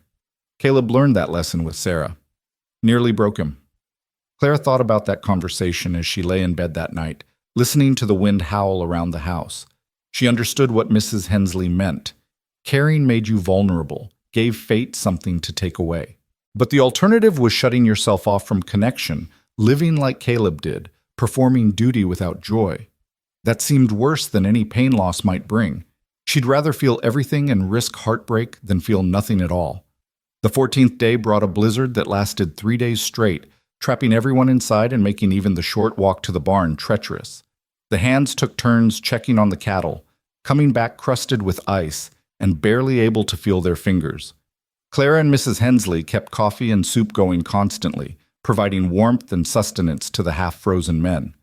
On the second night of the storm, as Clara was banking the fire in the kitchen stove before bed, she heard shouting from outside. She ran to the window and saw through the driving snow a group of riders approaching the house. But these weren't their men returning from chores. These were strangers sitting their horses with aggressive postures, their faces hidden by scarves and hats. Redding burst through the kitchen door, snow flying. "Clara, get Mrs. Hensley and Jamie and go upstairs. Lock yourselves in a bedroom and don't come out until I say." "What's happening?" "Just do it. Now!" The urgency in his voice sent Clara running. She found Mrs. Hensley already herding Jamie toward the stairs, the older woman's face grim. They locked themselves in Clara's room, and Jamie positioned himself by the window despite Mrs. Hensley's protests. "I can see what's happening," he whispered. 6 riders. They're talking to Redding and the boys. Can't hear what they're saying, but oh no, oh no. "What?" Clara moved to the window despite her fear. Below, one of the riders had dismounted and was gesturing angrily at Redding. Even from this distance, Clara could see the tension in the foreman's body, the way the other ranch hands had positioned themselves protectively. This was about to turn violent. It happened fast. The rider swung at Redding, who ducked and returned the blow. Suddenly, all 6 riders were dismounting, and a full brawl erupted in the snow. Clara watched in horror as fists flew, men grappled, and the peaceful ranch yard became a battlefield. Then she saw one of the strangers pull a gun. "No!" The word tore from her throat even though no one could hear her. She watched, frozen, as the stranger aimed at Redding, his finger tightening on the trigger. A shot rang out, but it wasn't from the stranger's gun. It was from the house. Clara spun to see Jamie by the door, Caleb's rifle in his hands, his face pale but determined. "I shot over their heads," he said shakily, "just to scare them. We can't let them kill Redding." The effect was immediate. The strangers broke off fighting and scrambled for their horses. Within seconds, they were riding away into the storm, shouting threats that were lost in the wind. Clara's legs gave out and she sat down hard on the floor. Mrs. Hensley was already downstairs and Clara could hear her shouting for Redding. Jamie limped after her, still clutching the rifle. By the time Clara made it downstairs on trembling legs, the kitchen was organized chaos. 3 of the ranch hands were injured. Nothing life-threatening, but there was blood on the floor and torn clothing and the acrid smell of violence. Redding had a split lip and what would be a spectacular black eye, but he was directing the others with calm authority. "Someone ride to the Monroe Ranch. See if they'll spare a couple men for a few days," he was saying. "We need extra security until the boss gets back. Those were the Fletcher brothers, and they'll be back." "Fletcher brothers?" Clara forced her voice to work. "Who are they?" Redding looked at her with something like respect. "Rustlers. They're the ones been stealing our cattle. We killed their youngest brother when we caught him in the act back in October. They've been threatening revenge ever since." Cold fear washed through Clara. "They'll come back." "Yes, ma'am, they will. That's why we need to be ready." The next 2 days were a blur of preparation. The hands from the Monroe Ranch arrived. 4 grim-faced men who set up a rotating watch schedule. Windows were shuttered at night, firearms cleaned and loaded, ammunition counted. The bunkhouse became an armed camp and the house was locked up tight after dark. Clara tried to maintain normalcy, cooking meals and keeping the household running, but fear sat like a stone in her stomach. Every sound made her jump, every shadow seemed threatening. She found herself thinking constantly of Caleb, wishing desperately that he were here, hating herself for the weakness of that wish. On the 3rd night after the attack, Clara was in the kitchen cleaning up from dinner when she heard horses approaching. Her heart leaped into her throat until she heard Redding's voice calling out a greeting. She ran to the window and saw through the darkness a familiar tall figure dismounting from an exhausted horse. Caleb was back. She wanted to run outside, to throw herself into his arms with relief, but she forced herself to stay in the kitchen, hands gripping the edge of the sink until her knuckles were white. She heard the front door open, heard Redding's rapid explanation, heard Caleb's voice, tight with fury, demanding details. Then he was in the kitchen doorway, his eyes finding her immediately. He looked exhausted, covered in trail dust, his face drawn with worry and anger. But when he saw her standing there safe and whole, something in his expression cracked.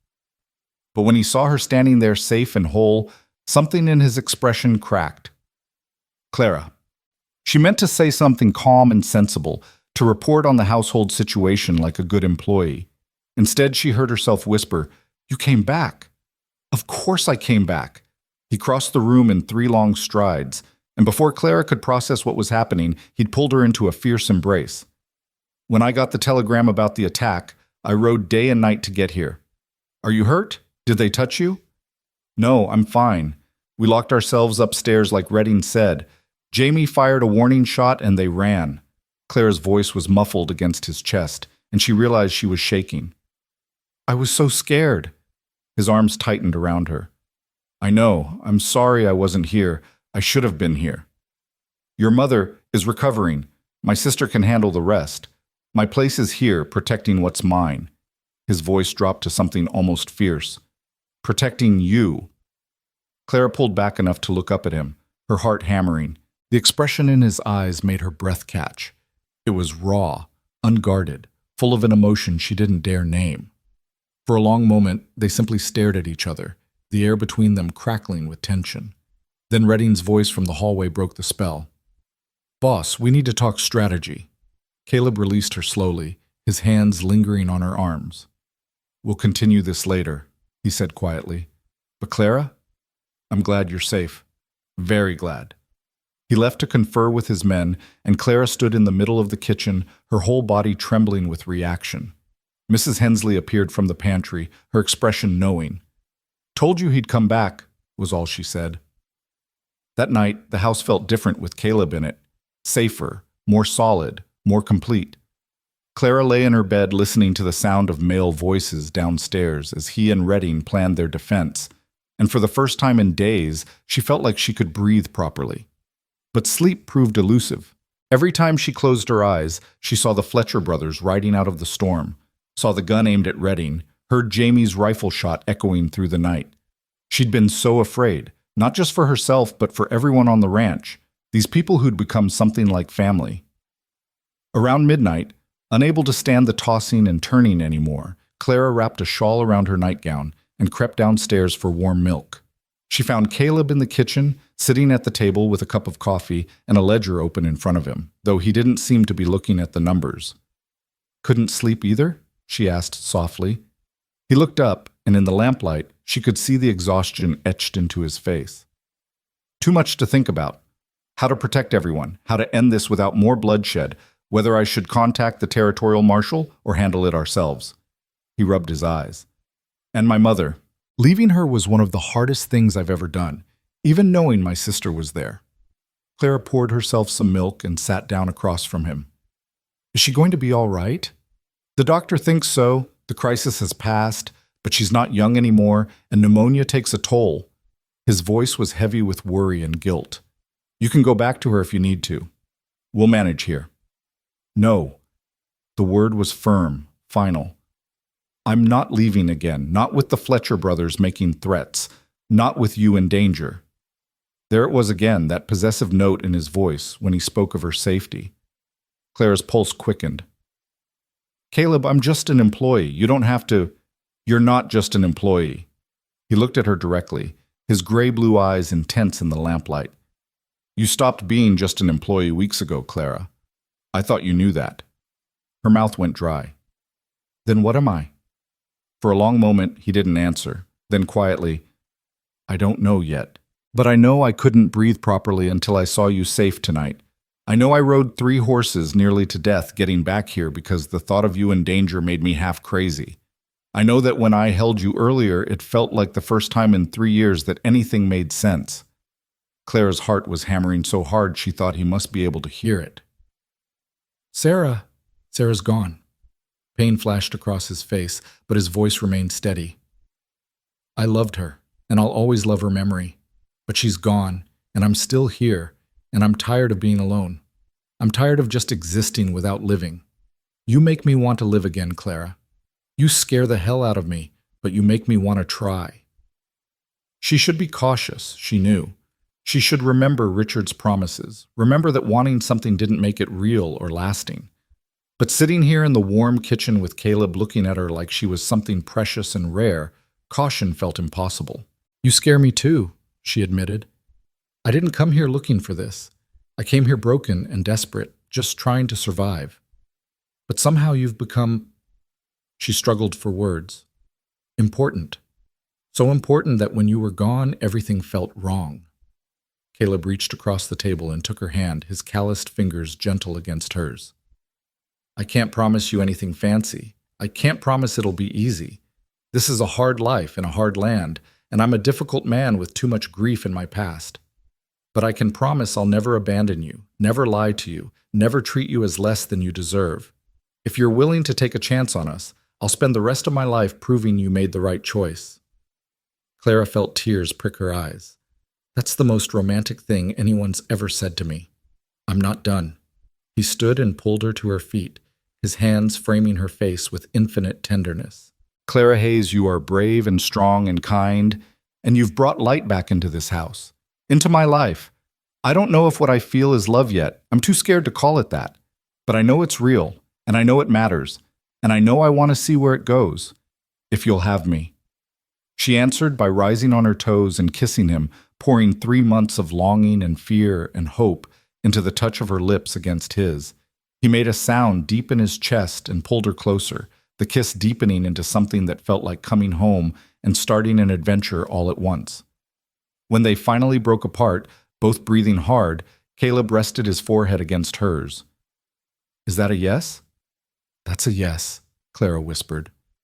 "But Caleb, take your time calling it love. I need to believe it when you say it." "Fair enough." He pressed a kiss to her forehead.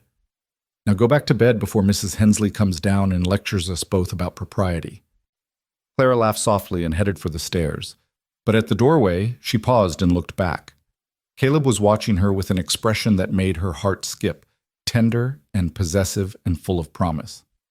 "Good night, Clara." "Good night, Caleb."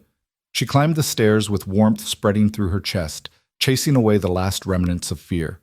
The Fletcher brothers were still a threat. Winter was still brutal, life was still uncertain. But for the first time since Richard had abandoned her at that frozen train station, Clara felt like she might actually have a future worth fighting for. And this time, she wasn't facing it alone. The next morning dawned clear and cold, the kind of crystalline winter day that made the snow sparkle like diamonds.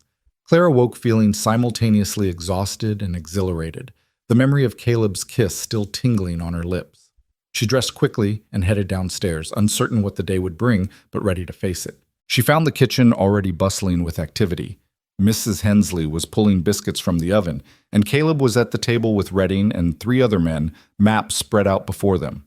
"The South Pasture's most vulnerable," one of the men was saying. "That's where they hit us last time." "So we reinforce there," Caleb decided. "Double the watch, set up a rotation so no one's out there alone. And I want tripwires with bells along the main approaches. Low-tech, but effective." Clara poured coffee and began helping Mrs. Hensley with breakfast, hyper-aware of Caleb's presence just feet away. Once, their eyes met across the kitchen, and the heat in his gaze made her nearly drop the pan of bacon she was carrying. Mrs. Hensley noticed and made a harumphing sound that might have been approval or exasperation. Either way, she said nothing, just shook her head and kept cooking. The hands filed in for breakfast, and Clara noticed they were all armed now, rifles propped near the door, gun belts worn even inside. The easy camaraderie of earlier weeks had been replaced by alert wariness. These men were preparing for war. After breakfast, as the hands dispersed to their various tasks, Caleb caught Clara in the hallway. He glanced around to make sure they were alone, then pulled her into the study and closed the door. "I meant what I said last night," he said without preamble. "All of it. But I need to know you understand what you're getting into. The Fletcher brothers won't give up easily. Things could get dangerous, possibly violent.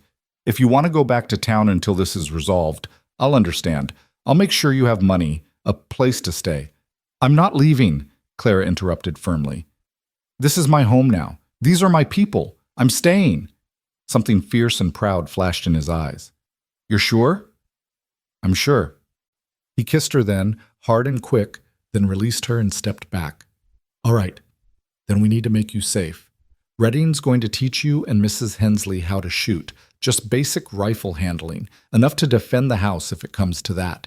We'll keep weapons loaded and accessible on each floor, and if trouble comes, I need your word you'll listen to whoever's in charge of protecting you." "You have it." Clara touched his face gently. "We'll get through this." "We will," he agreed. Then softer. "Together." The word hung between them like a promise, like a vow, like the beginning of everything that mattered. They spent the rest of the day preparing. Redding proved to be a patient teacher, showing Clara and Mrs. Hensley how to load, aim, and fire the heavy rifles. Clara's shoulder ached from the recoil by the time they finished practicing, but she could hit a target at 50 yards, which Redding declared good enough to discourage trouble. That night, as Clara lay in bed with her new rifle propped by the door and moonlight streaming through her window, she thought about how far she'd come from that desperate girl at the train station. She'd found work, yes, and shelter. But more than that, she'd found purpose. She'd found people worth protecting. She'd found a man worth loving, even if that love was still too new and fragile to speak aloud. And tomorrow, whatever came, she would face it standing her ground. Because this was her home now, in a way Boston had never been. This harsh, beautiful land had claimed her, and she had claimed it right back. The Fletcher brothers would learn what Clara Hayes had always known. She was a survivor. And survivors didn't run. They fought. The attack came 3 days later, just before dawn, when the world was still wrapped in that peculiar gray darkness that precedes sunrise. Clara woke to the sound of gunfire and men shouting, her heart slamming against her ribs before her mind had fully processed what was happening. She grabbed the rifle from beside her door and ran into the hallway, nearly colliding with Mrs. Hensley, who emerged from her own room with a shotgun clutched in her capable hands. "Stay together," the older woman commanded, her voice steady despite the fear Clara could see in her eyes. "We go downstairs, lock ourselves in the study like Caleb said. Jamie, get down here now." The boy appeared, pale but determined, dragging his cane and carrying a pistol that looked too large for his young hands. They descended the stairs in a tight cluster, the sounds of chaos growing louder with each step. Through the window, Clara could see muzzle flashes in the darkness, figures moving near the barn, and worst of all, the orange glow of flames. "They've set fire to something," Mrs. Hensley said grimly. "Lord help us all." They barricaded themselves in Caleb's study as planned, pushing the heavy desk against the door and positioning themselves at the windows with weapons ready. Clara's hands were shaking so badly, she had to brace the rifle against the window frame to steady it. Outside, the battle raged with terrifying intensity. She could see Caleb now, fighting alongside his men near the barn. 3 bodies lay motionless in the snow. Whether dead or merely wounded, Clara couldn't tell. The fire was spreading from what looked like the equipment shed, flames licking hungrily at the dry wood despite the snow covering everything. Men were running with buckets, trying to contain the blaze while simultaneously defending against the attackers. A bullet shattered the study window to Clara's left, spraying glass across the floor. Mrs. Hensley returned fire without hesitation, and Clara heard a scream from outside. The reality of what they were doing, actually shooting at human beings with intent to harm or kill, made bile rise in Clara's throat. But she pushed the nausea down and kept her rifle trained on the yard, finger near the trigger, ready to defend this place she'd come to call home. The fight seemed to last forever, though it probably only spanned 20 minutes. Clara fired twice, aiming high deliberately because she couldn't bring herself to shoot to kill, even knowing these men meant to destroy everything Caleb had built. The second shot must have come close enough to matter because the figure she'd aimed at dove behind cover and didn't reappear. Then, as suddenly as it had started, the attack ended. The Fletcher brothers and their hired guns retreated into the pre-dawn darkness, leaving behind destruction and casualties. The moment they vanished, Clara dropped her rifle and ran outside despite Mrs. Hensley's shouted protests. The scene was worse than she'd imagined. The equipment shed was fully engulfed, flames roaring into the sky and spreading toward the barn. Men were forming bucket brigades from the well, desperately fighting to save the larger structure. Blood stained the snow in several places, and Clara counted 4 men down, 3 attackers and 1 of their own. She found Caleb near the barn, his face blackened with soot, a gash bleeding above his left eye. He was shouting orders about the fire, directing men with the calm authority of someone who'd trained for exactly this kind of crisis. When he saw Clara, relief flashed across his features for just an instant before the mask of command returned. "You're supposed to be in the study," he said, but there was no heat in his voice. "The fight's over. Who's hurt?" "Redding took a bullet to the shoulder. Tucker's got a nasty cut on his leg. Could be worse." His eyes swept the burning shed with frustration. "We're going to lose the building, but if we can keep it from spreading, that's acceptable." Clara ran toward the house, nearly slipping on ice in her haste. She found Mrs. Hensley already setting up a makeshift infirmary in the kitchen, boiling water and laying out bandages with practiced efficiency. Together they worked through the chaos of the next hours, cleaning wounds, stitching cuts, extracting a bullet from Redding's shoulder, while the stoic foreman gritted his teeth and refused to cry out. "You've got steady hands," Redding managed through his pain as Clara worked. "Could have been a field surgeon." "I'm just doing what needs doing," Clara replied, concentrating on the delicate work of removing metal from flesh without causing more damage. "Like everyone else here." By the time the sun fully rose, painting the destruction in harsh winter light, they'd managed to save the barn and most of the other outbuildings. The equipment shed was a total loss, reduced to smoking timbers and twisted metal. 3 of the attackers lay dead in the snow, their bodies covered with canvas tarps until the sheriff could be summoned. The fourth, one of the Fletcher brothers himself, had been captured alive, now tied securely in the barn with 2 armed guards watching him. Clara found Caleb sitting on the porch steps, his head in his hands, looking more exhausted than she'd ever seen him. She sat down beside him without a word, and after a moment he reached for her hand and held it tightly. "I killed a man tonight," he said quietly. "Shot him when he tried to torch the barn with our horses still inside. Watched him fall. Watched him die." Clara squeezed his hand, searching for the right words. "You protected what was yours. Protected all of us. That man made his choice when he came here with violence. I know, doesn't make it easier to live with." He turned to look at her, his eyes haunted. "This is what I meant when I said this life is hard, Clara. This is the reality of the frontier: violence, death, impossible choices. And it's only going to get harder before it gets easier. The remaining Fletcher brothers won't let this go. They'll come back, or they'll strike somewhere else, or they'll hire more guns. This isn't over." "Then we'll face what comes next," Clara said firmly. "Together. That's what you said, remember? Together." Something like gratitude flickered across his face. He lifted her hand to his lips and pressed a kiss to her knuckles, ignoring the blood and soot that covered them both. "I don't deserve you." "Probably not," Clara agreed with a small smile. "But you're stuck with me anyway." The sheriff arrived by mid-morning, a lean man named Harrison with sharp eyes and a perpetually skeptical expression.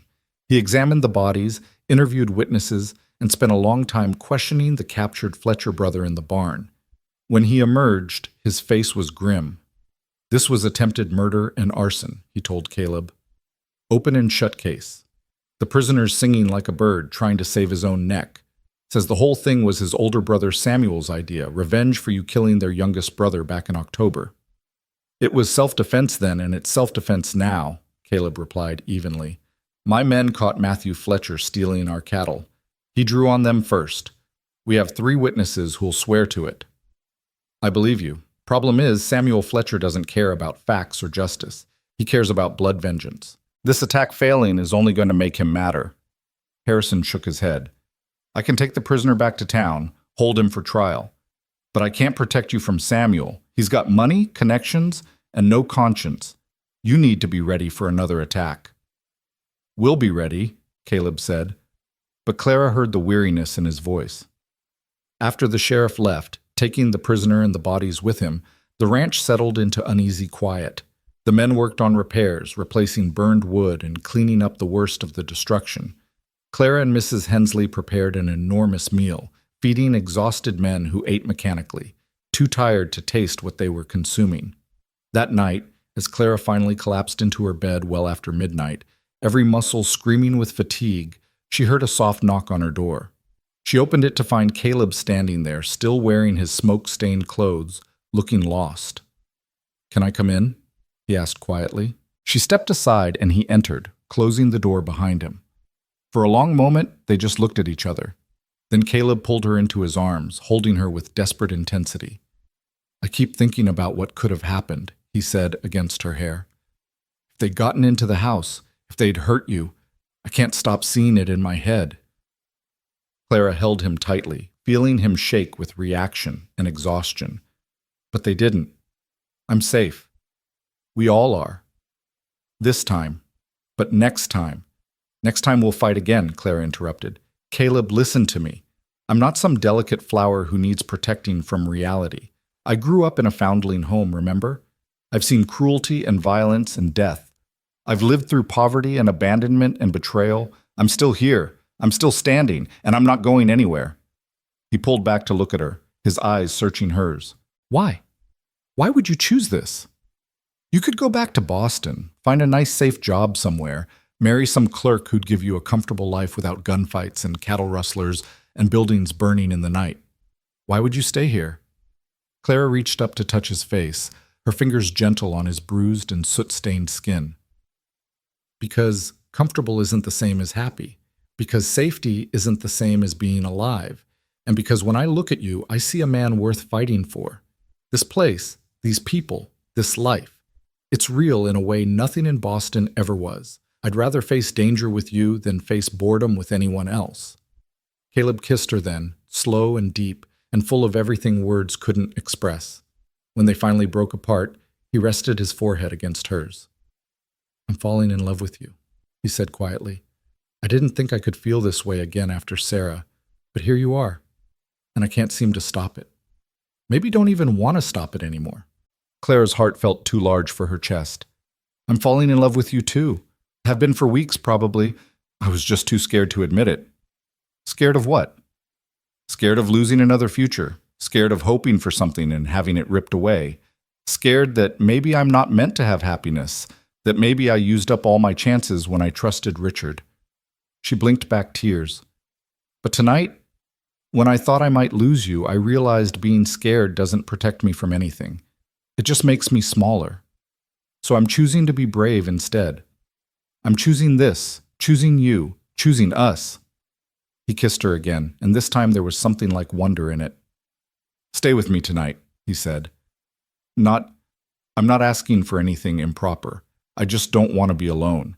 I just want to hold you and remember that we survived, that we're here, that we have this."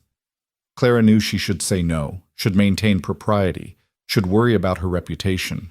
But propriety seemed like a luxury they couldn't afford, not after everything they'd been through. So she simply nodded and let him pull her down onto her bed, both of them fully clothed, wrapped around each other like survivors of a shipwreck clinging to the same piece of driftwood. They talked quietly through the night, sharing stories and fears and hopes.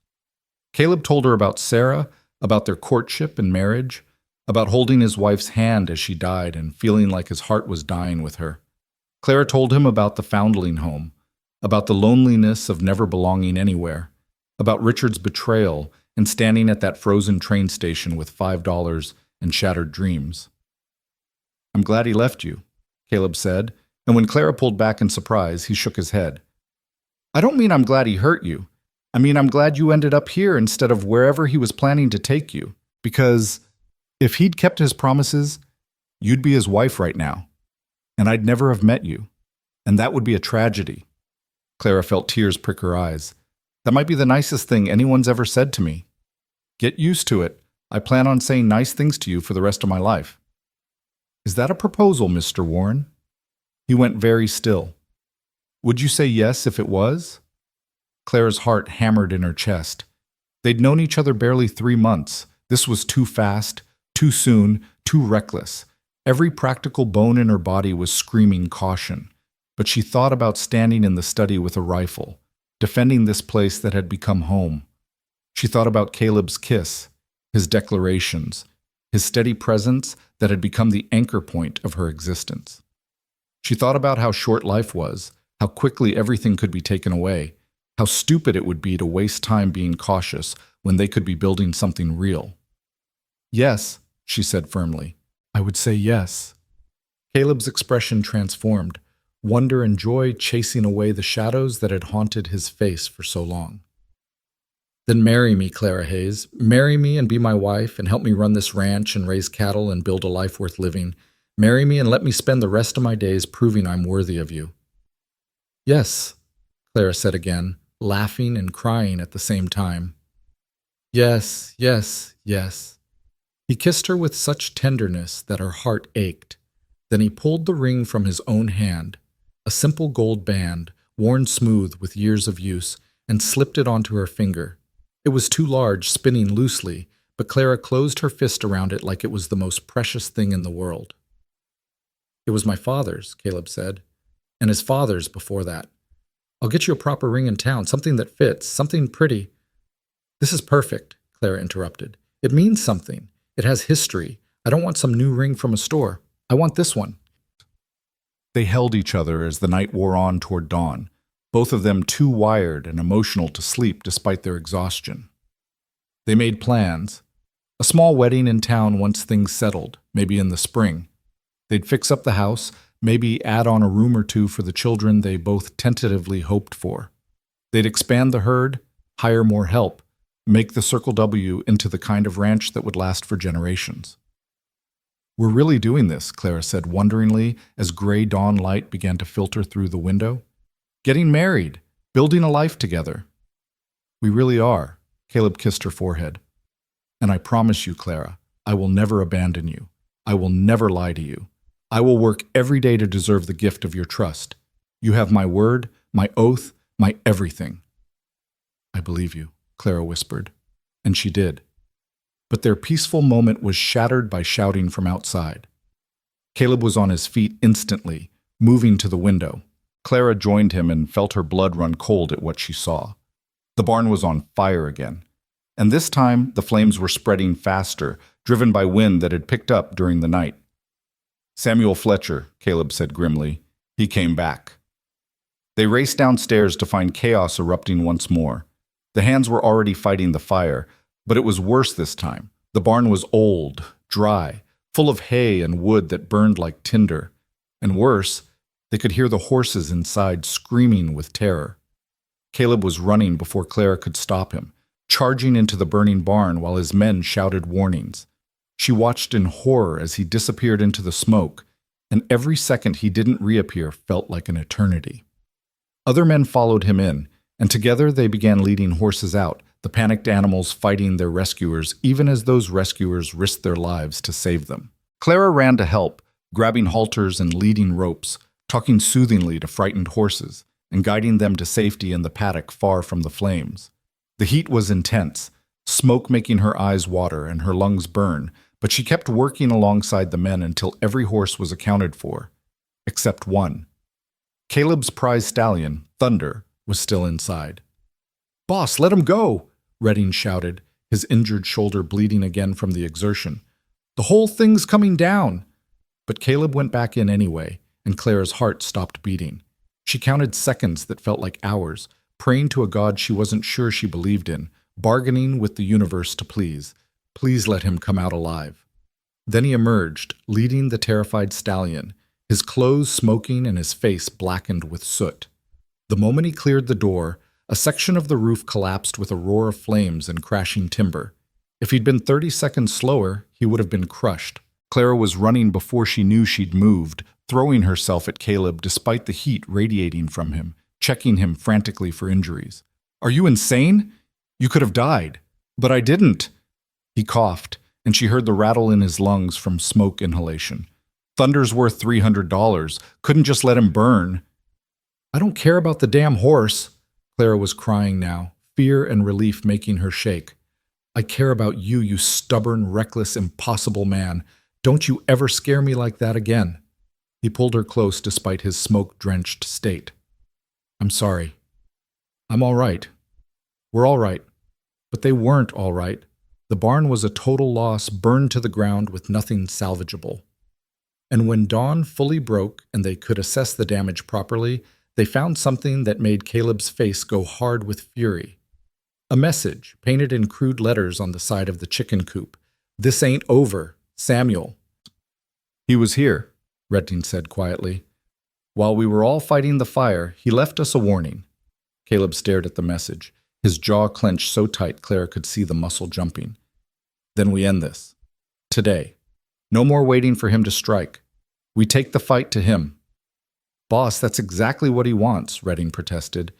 "He's trying to provoke you into doing something rash." "I don't care what he wants. I care about protecting my people, my home, my future wife." Caleb's voice was steel. "Samuel Fletcher wants a war? Then I'll give him one. But on my terms, not his." Clara grabbed his arm. "Caleb, think about this. I have thought about it. All night while I held you and planned our future, I thought about it. And I realized something. As long as Samuel Fletcher is out there plotting revenge, we'll never be safe. Our children won't be safe. Every person on this ranch will be looking over their shoulder for the rest of their lives. That's not acceptable." He turned to address his assembled men, all of them exhausted, many of them injured, but every face showing grim determination. "I'm riding to the Fletcher Ranch today. I'm taking 6 men, volunteers only. The rest stay here to protect the women and rebuild. We're going to end this one way or another. Anyone who doesn't want to be part of it, I understand. This is going to get ugly." Every hand volunteered. Caleb selected his 6, the best fighters, the most experienced, and they began preparing weapons and horses. Clara watched with mounting dread, knowing she couldn't stop him, but hating the necessity of what he was about to do. She pulled him aside before he could mount up. Promise me you'll come back. I promise. Promise me you'll be smart, not just brave. I promise that too. Promise me. Her voice broke.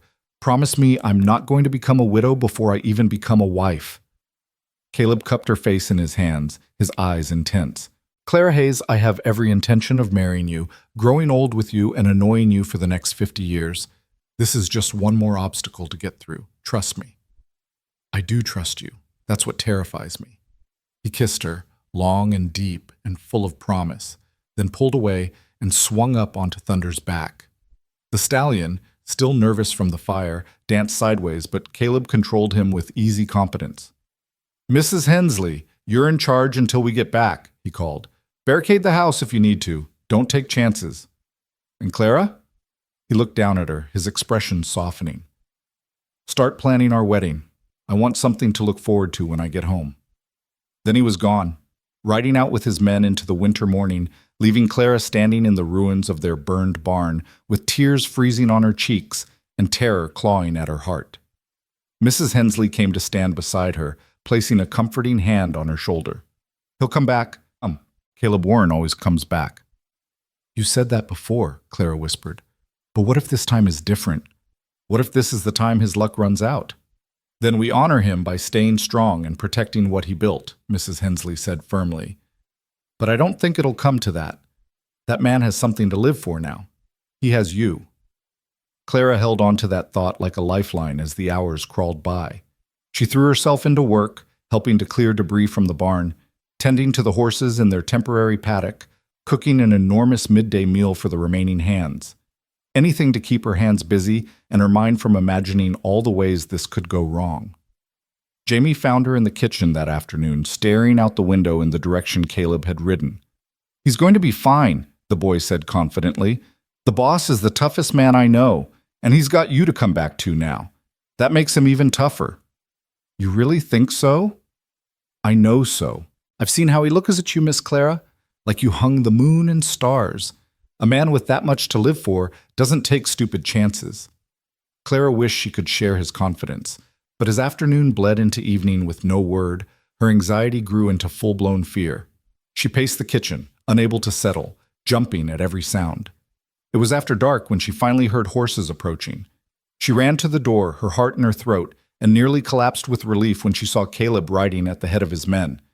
They were battered, bloodied, exhausted, but they were alive. All of them were alive. Caleb dismounted stiffly, and Clara saw he was favoring his left side. Before she could ask, he pulled her into his arms and held her so tightly she could barely breathe. It's over, he said roughly. Samuel Fletcher is dead. The territorial marshal was already looking for him on other charges. Turns out he'd been running a rustling ring across 3 counties. When we got there with evidence of his attacks on our ranch, the marshal moved in. Samuel tried to shoot his way out. Didn't work. You're hurt, Clara said, pulling back to examine him properly. There was blood on his shirt, though whether it was his or someone else's she couldn't tell. Flesh wound, nothing serious. Doc can look at it tomorrow. He cupped her face in his hands. Clara, I kept my promise. I came back to you. She kissed him with relief and joy and residual fear, not caring who was watching. When they finally broke apart, she saw several of the hands grinning despite their exhaustion. All right, you've had your moment, Mrs. Hensley called from the doorway. Now get inside, all of you. Food's ready and you all look half dead. We'll celebrate being alive tomorrow. Tonight, we just survive. They ate together in the kitchen. Too many people crowded into too small a space, but nobody minded. There was laughter and storytelling, tension bleeding away as the reality of their victory sank in. The Fletcher threat was ended. They were safe. They could finally move forward without looking over their shoulders. Later, after everyone had dispersed to their beds, Caleb and Clara stood on the porch and looked out over the ranch. The barn was gone. The equipment shed was gone. There was damage that would take months to fully repair. But the land was still there. The house was intact, and every person who mattered had survived. We'll rebuild, Caleb said quietly. Bigger and better than before. This ranch is going to thrive, Clara. I promise you that. I believe you. She leaned against him, feeling his warmth, his strength, his steady presence. When do you want to get married? Tomorrow, if you'd let me. But I suppose we should wait a respectable amount of time, make proper plans. Do things right. Clara thought about that, about propriety and expectations and all the rules she'd been taught to follow. Then she thought about how quickly everything could be taken away, how precious time was, how stupid it would be to wait when they could be building their life together right now. "Let's not wait," she said. "Let's get married as soon as we can arrange it. Life's too short and too uncertain to waste on being proper." Caleb smiled, and in that smile she saw hope and love and a future worth fighting for. "Have I told you lately that you're extraordinary?" "Not in the last 5 minutes." "Well, you are. You're brave and strong and beautiful, and I'm the luckiest man alive." Clara looked up at him, this complicated, grieving, fiercely protective man who'd given her a chance when she had nothing, who'd shown her what real love looked like. "No," she said softly. "I'm the lucky one. I was left at a station with no money and no home until a cowboy said I had both with him. And he was right. I have everything now." They stood together on the porch as the stars wheeled overhead and the Montana wind whispered through the pines, two people who'd been broken by life and had somehow found wholeness in each other. The journey ahead wouldn't be easy. Nothing worthwhile ever was. But they'd face it together, and that made all the difference. Tomorrow they'd start planning a wedding. Tomorrow they'd begin rebuilding what the fire had destroyed. Tomorrow they'd take the first steps toward the future they'd claimed for themselves. But tonight, they simply held each other and were grateful to be alive, to be together, to have survived the worst and come out stronger for it. And that was enough. More than enough. It was everything. The morning after the confrontation with Samuel Fletcher dawned crisp and bright, the kind of winter day that seemed to promise new beginnings. Clara woke before the rooster crowed, her body conditioned now to ranch hours, and found herself reaching across the bed before remembering she was alone. Caleb had returned to his own room sometime after midnight, propriety winning out despite their engagement. But the memory of his arms around her, his promises whispered in the darkness, warmed her more effectively than any fire. She dressed quickly and headed downstairs to find Mrs. Hensley already in the kitchen, humming an old hymn as she stoked the stove. The older woman looked up at Clara's entrance and smiled knowingly. "Morning, bride-to-be. Sleep well?" Clara felt her cheeks heat. "Well enough. Has Caleb come down yet?" "Been up for an hour already, meeting with Redding about the rebuilding plans. That man doesn't know how to rest." Mrs. Hensley handed Clara a cup of coffee. "But I suppose that's what makes him good at what he does. Speaking of which, we need to talk about this wedding of yours. You said you didn't want to wait, which I respect, but there are still arrangements to be made." They spent the next hour planning while preparing breakfast, their conversation punctuated by the sounds of men arriving for the morning meal. Clara wanted something simple, a ceremony in town, perhaps at the small church, with just the ranch hands and a few townspeople. Nothing elaborate, nothing that would require months of preparation or money they didn't have. "What about your dress?" Mrs. Hensley asked practically. "You can't get married in a work dress." Clara thought about the bolt of blue fabric she'd bought in town, still sitting unused in her room. "I could make something. I have the fabric, and I used to be quite good at sewing. If I work on it in the evenings, I could have it ready in 2 weeks." 2 weeks? Mrs. Hensley's eyebrows rose. "You really don't want to wait, do you?" "Life's too uncertain," Clara said quietly. "These past few days proved that. I don't want to waste time on elaborate preparations when we could be building our life together." The housekeeper studied her for a long moment, then nodded. "You're right, and I think Caleb feels the same way. That man's been alone too long. He's ready to move forward. So 2 weeks it is. I'll start making arrangements with the Reverend." When Caleb came in for breakfast, he looked exhausted but satisfied. The wound in his side, which turned out to be a graze from a bullet rather than anything serious, had been properly cleaned and bandaged by Mrs. Hensley. He moved stiffly but without complaint, and when his eyes met Clara's across the kitchen, they held such warmth that she felt her heart skip. After the hands had been fed and had dispersed to their various tasks, Caleb pulled Clara aside. "Come with me. I want to show you something." He led her outside, past the smoking ruins of the barn, toward a slight rise that overlooked the ranch. From here, the full scope of the Circle W was visible. The house, the remaining outbuildings, the vast expanse of snow-covered grazing land stretching to the mountains in the distance. It was beautiful in a stark, unforgiving way that Clara had learned to appreciate. I've been thinking about the rebuilding, Caleb said, his arm around her shoulders as they surveyed his domain. The barn needs to be replaced, obviously, and bigger than before. We're expanding the herd this spring, so we'll need more capacity. But I also want to add on to the house. Add on to it? A nursery, he said, and Clara heard both hope and uncertainty in his voice. And maybe another bedroom or two for when the nursery's occupied and we need space for more children. If that's something you want. Clara's throat tightened with emotion. After Sarah's death in childbirth, she'd assumed Caleb might never want to risk that pain again. But here he was, planning for a family, choosing hope over fear. I want that, she said softly. Very much. A house full of children, noise, life. Everything this place has been missing. He pulled her closer, his chin resting on top of her head. I'm scared, he admitted. Terrified, actually, of losing you the way I lost Sarah. But I realized something during that fight yesterday. Fear doesn't protect us from anything. It just keeps us from living, and I'm tired of being afraid. I'm tired of just existing. I want to live again, Clara. With you. She turned in his arms to face him, reaching up to touch his face. We'll face whatever comes together, and I'm stronger than I look. I survived 18 years in a foundling home, remember? I can survive anything. I know you can. That's one of the things I love about you. He kissed her gently. 2 weeks, you told Mrs. Hensley? Is that too soon? It's not soon enough, but I suppose I can wait 14 more days. His eyes sparkled with something that looked like mischief. Though, if you wanted to make it sooner, I wouldn't object. Clara laughed. 2 weeks gives me time to make a proper dress and for us to prepare the house. Besides, your mother should be able to travel by then. Don't you want her here for the wedding? Caleb's expression softened. I sent her a telegram yesterday, told her about you and the wedding. She wrote back this morning. She's thrilled and insists on coming despite my sister's protests. Says she wouldn't miss her only son's wedding for anything.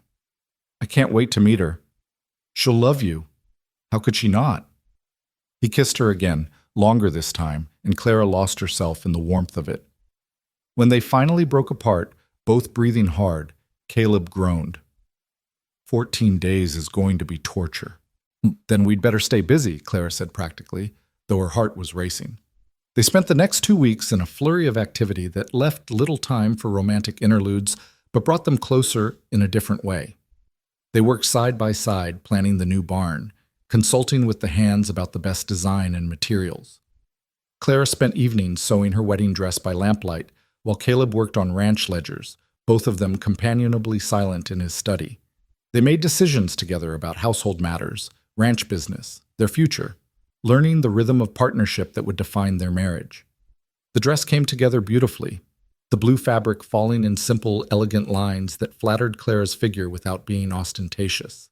She'd added touches of lace at the collar and cuffs, salvaged from one of her old dresses from Boston. It wasn't the elaborate gown she'd once imagined wearing, but it was honest and real, made by her own hands for a marriage she'd chosen freely. Jamie's leg had healed enough that he could walk without the cane, though he still limped. He threw himself into wedding preparations with the enthusiasm of someone who'd never had much happiness to celebrate.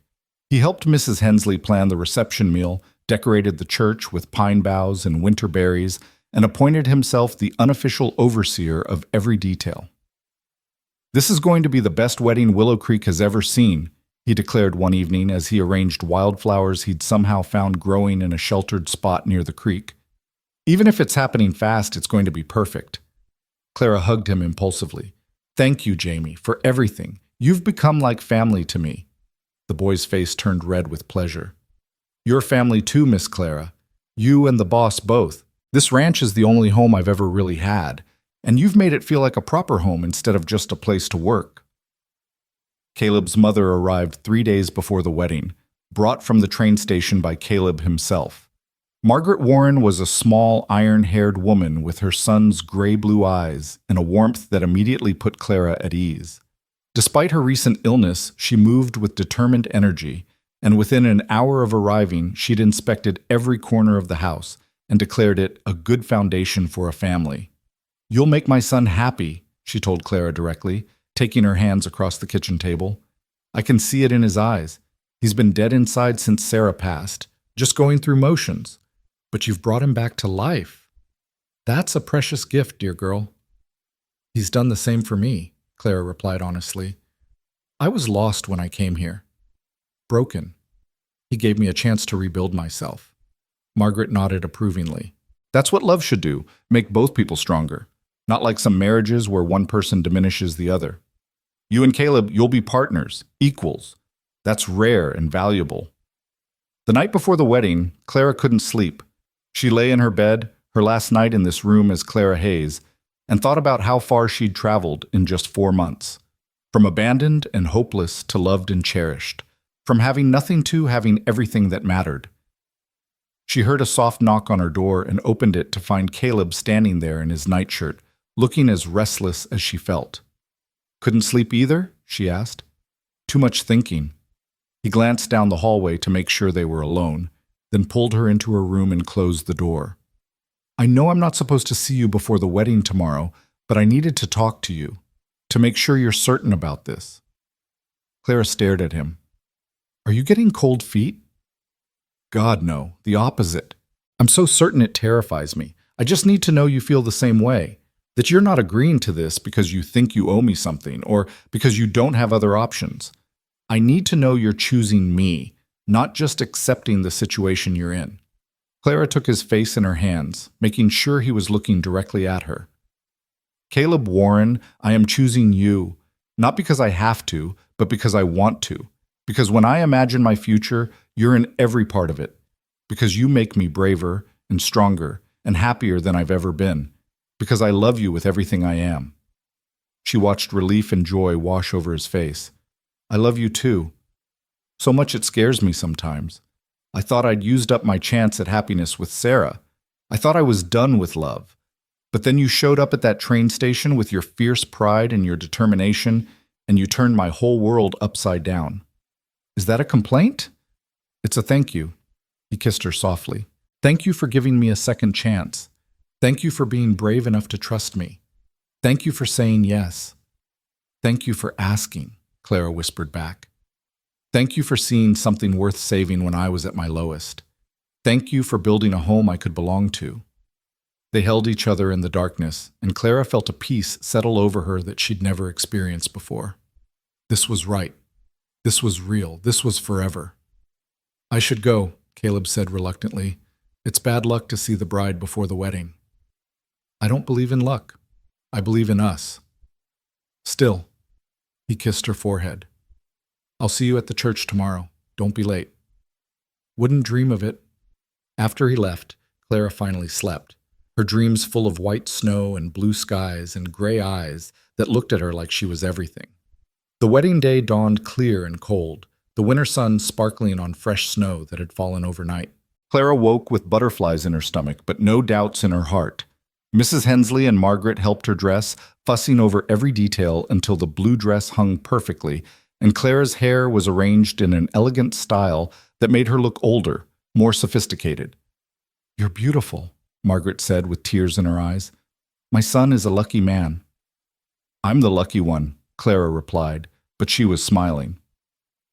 They traveled to town in the wagon, with Jamie driving and chattering nervously the entire way.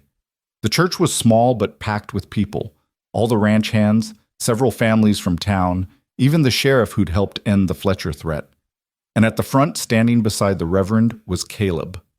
He wore his best suit, his hair neatly combed, and when he saw Clara walking down the aisle, his expression transformed into something so full of love and wonder that she felt tears prick her eyes. She'd never felt more certain of anything than she was in this moment, walking toward this man who'd saved her, and whom she'd somehow saved in return. The ceremony was simple but heartfelt. They exchanged vows that were traditional but felt deeply personal. When Caleb slipped a new ring onto her finger, a simple gold band that fit perfectly, unlike his father's ring she'd worn for 2 weeks, Clara felt something click into place in her soul. This was right. This was home. This was forever. I now pronounce you man and wife, the Reverend intoned. You may kiss your bride. Caleb kissed her with such tenderness that Clara forgot they had an audience. She forgot everything except the feeling of his lips on hers and the absolute certainty that this was where she belonged. The reception at the ranch was boisterous and joyful, with more food than they could eat, and music provided by several hands who proved surprisingly talented with instruments. Clara danced with Caleb, with Redding, with Jamie, with half the men on the ranch. She accepted congratulations from people she'd never met and felt embraced by a community that had claimed her as one of their own. As the sun began to set, painting the snow in shades of pink and gold, Caleb pulled her away from the party and led her to the porch. The sounds of celebration drifted out from inside, but here it was quiet, peaceful. "Happy?" he asked, his arm around her waist. "Deliriously," Clara replied honestly. "I keep thinking I'm going to wake up and discover this was all a dream." "If it's a dream, we're both having it." He turned her to face him, his expression growing serious. "Clara Warren," I like the sound of that. "I want you to know something. I will spend the rest of my life making sure you never regret this choice, making sure you feel loved and valued and cherished. You took a chance on a grieving rancher with too much land and not enough heart, and I'm going to make sure you never regret it." "You had plenty of heart," Clara corrected gently. "It was just broken. We've both been broken in different ways. But maybe that's what makes this work. We understand each other's cracks and scars."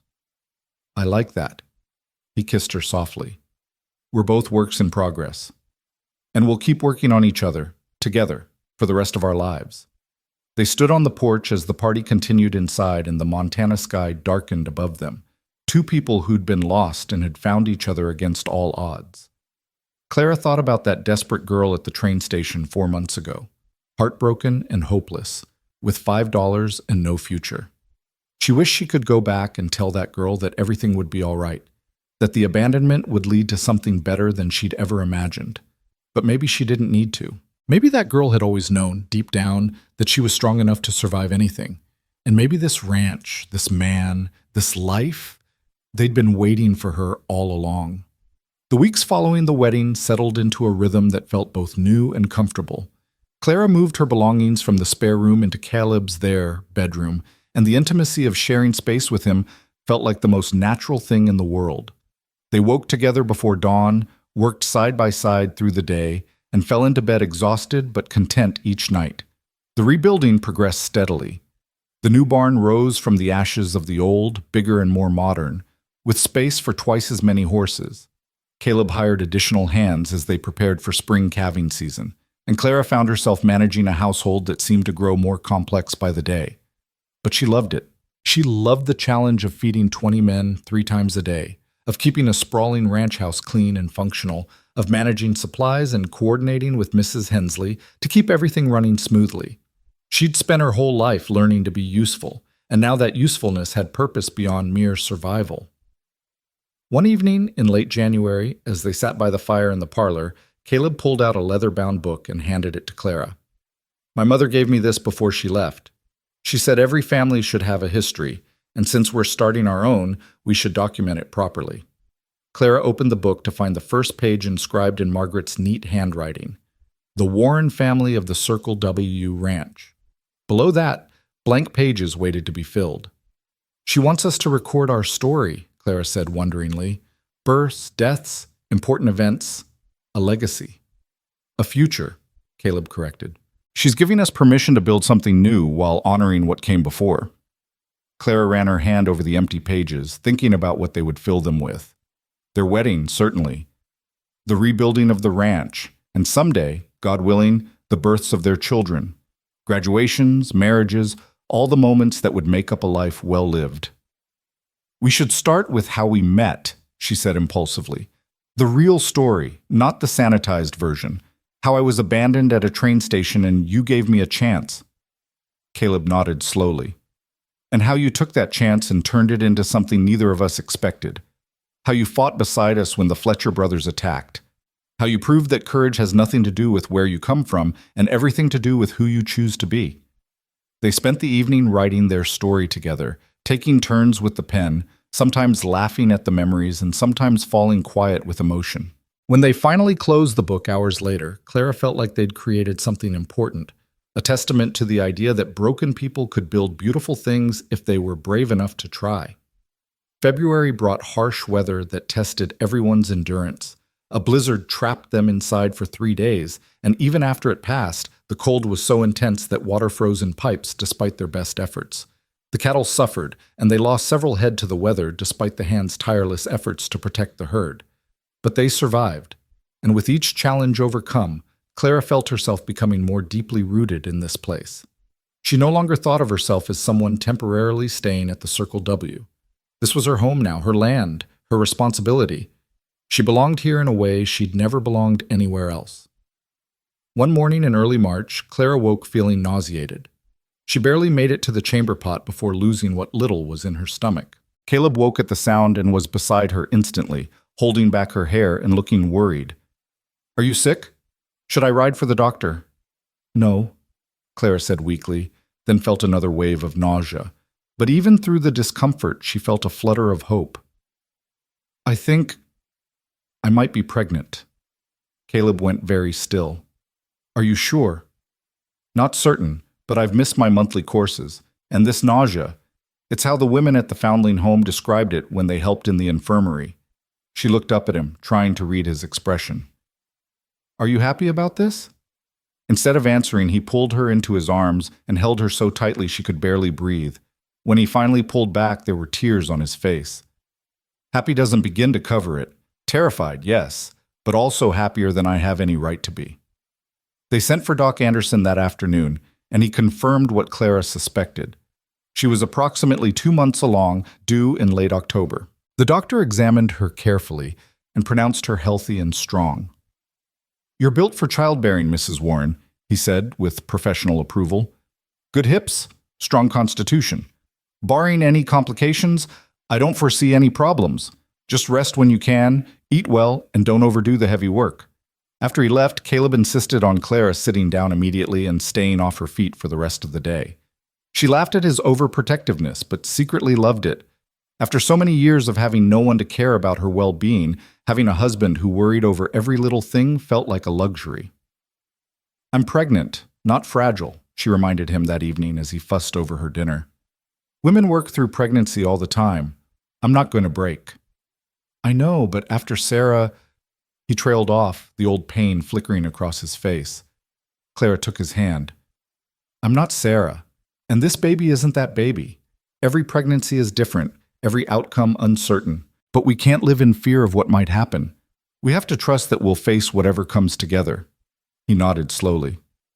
"You're right. I know you're right, but I'm still going to worry. I wouldn't want you any other way." The news of Clara's pregnancy spread through the ranch like wildfire, and suddenly she was treated like fragile china by everyone. The hands tipped their hats extra respectfully, Mrs. Hensley clucked over her constantly, and even Jamie became absurdly protective, insisting on carrying anything heavier than a soup ladle. "I'm going to go crazy if everyone keeps treating me like an invalid," Clara complained to Margaret during one of the older woman's visits. "I'm pregnant, not dying." Margaret laughed. "Welcome to motherhood, dear. Everyone has an opinion about what you should and shouldn't do, and they're all different. My advice? Do what feels right to you and ignore everyone else. You know your body better than anyone."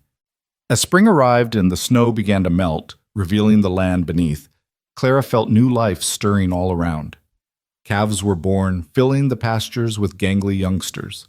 The garden plot Mrs. Hensley had maintained began to show green shoots. The new barn was completed, strong and weatherproof. And inside Clara, a baby grew. Her baby, Caleb's baby. A symbol of everything they'd built together. She spent long afternoons sitting on the porch, her hands on her growing belly, watching Caleb work with the horses in the corral. Sometimes he'd look up and catch her watching, and his smile was so full of joy and wonder that it made her heart ache. One evening in late May, as they lay in bed with Caleb's hand on her rounded stomach, Clara felt the baby move for the first time, a flutter like butterfly wings. "Did you feel that?" she whispered. "Feel what?" "The baby. It moved.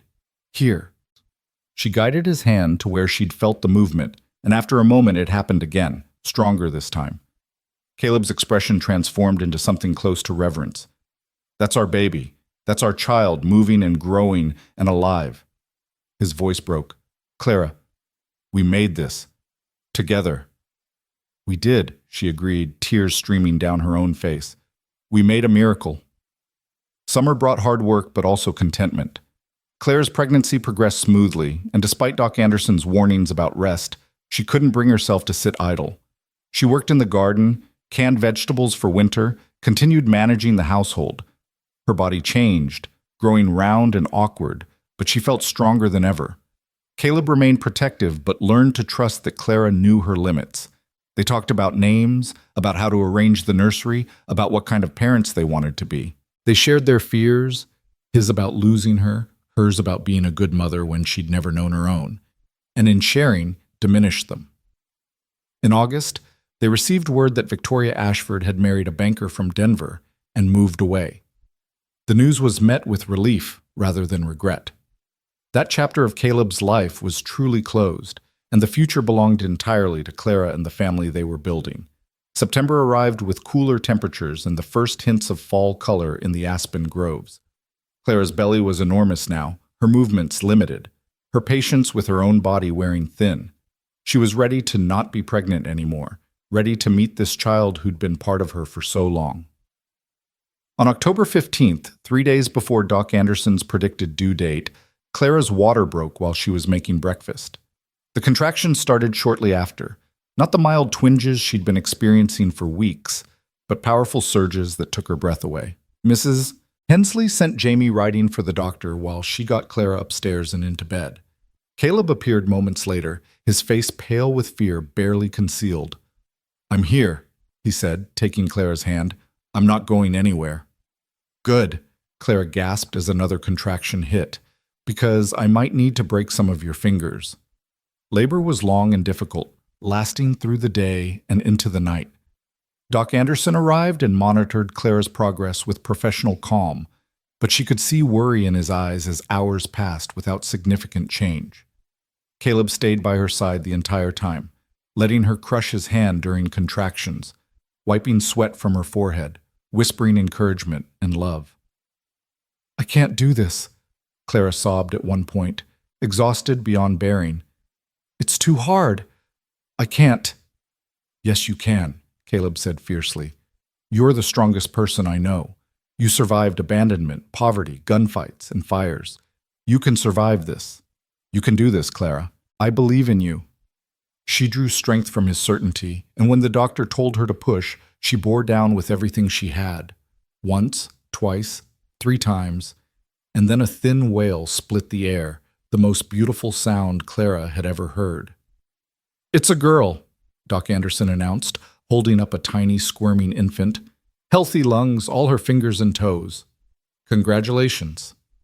Clara's exhausted tears turned to joy as the doctor placed her daughter on her chest. The baby was perfect, tiny and red-faced and furious at being born, with a shock of dark hair and gray-blue eyes that would probably change color. But to Clara, she was the most beautiful thing in the world.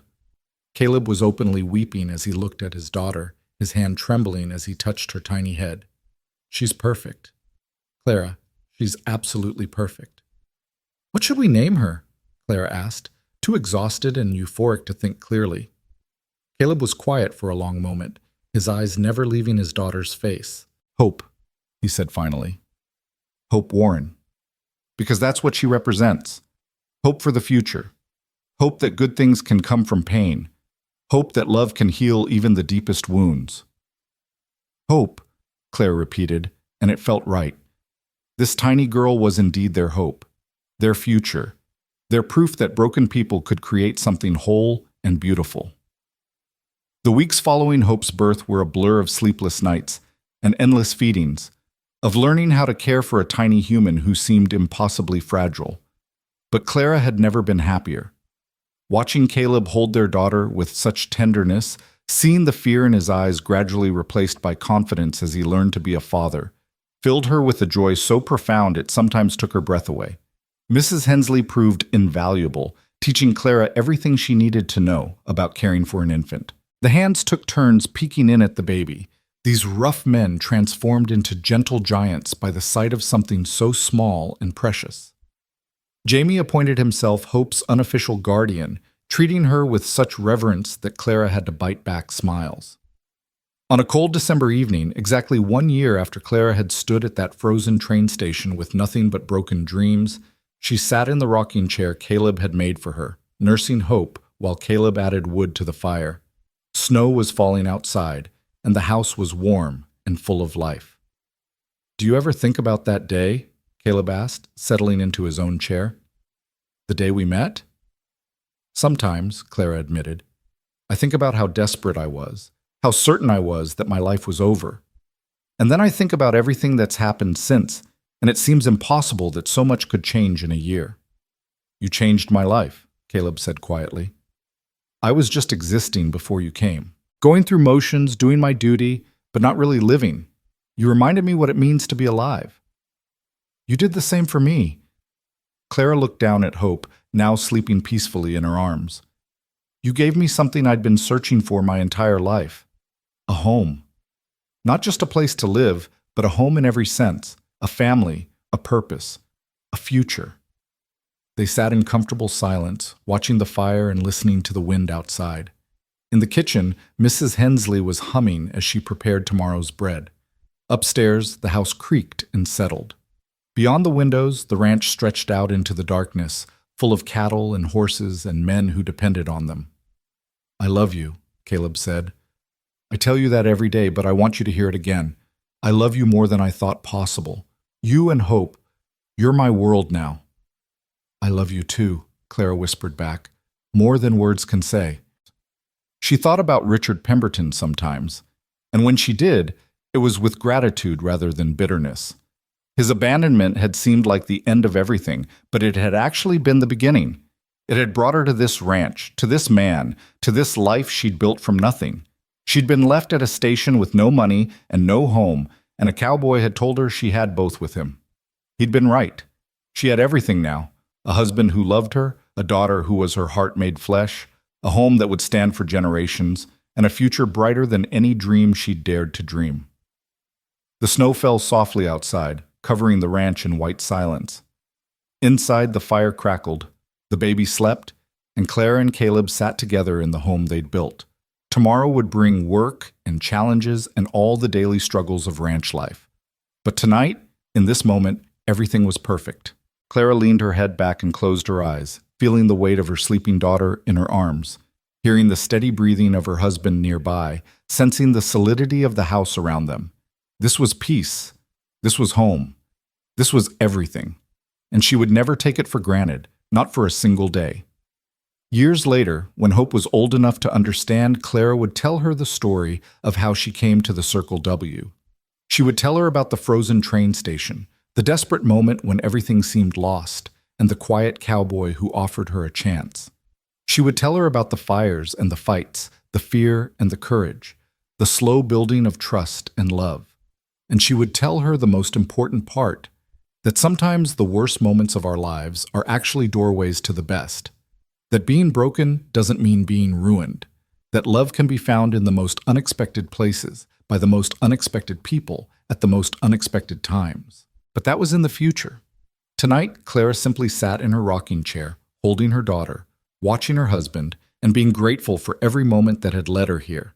She'd been abandoned, yes, but she'd also been found. And in finding this home, this family, this life, she'd finally found herself. The clock on the mantel chimed midnight, and Hope stirred but didn't wake. Clara pressed a kiss to her daughter's downy head and smiled at Caleb, who smiled back with his whole heart in his eyes. "Merry Christmas, my love," he said softly. "Merry Christmas," Clara replied. And as she looked around at everything they'd built together, this home, this family, this future, she knew with absolute certainty that she had everything she'd ever needed. She was home. Finally,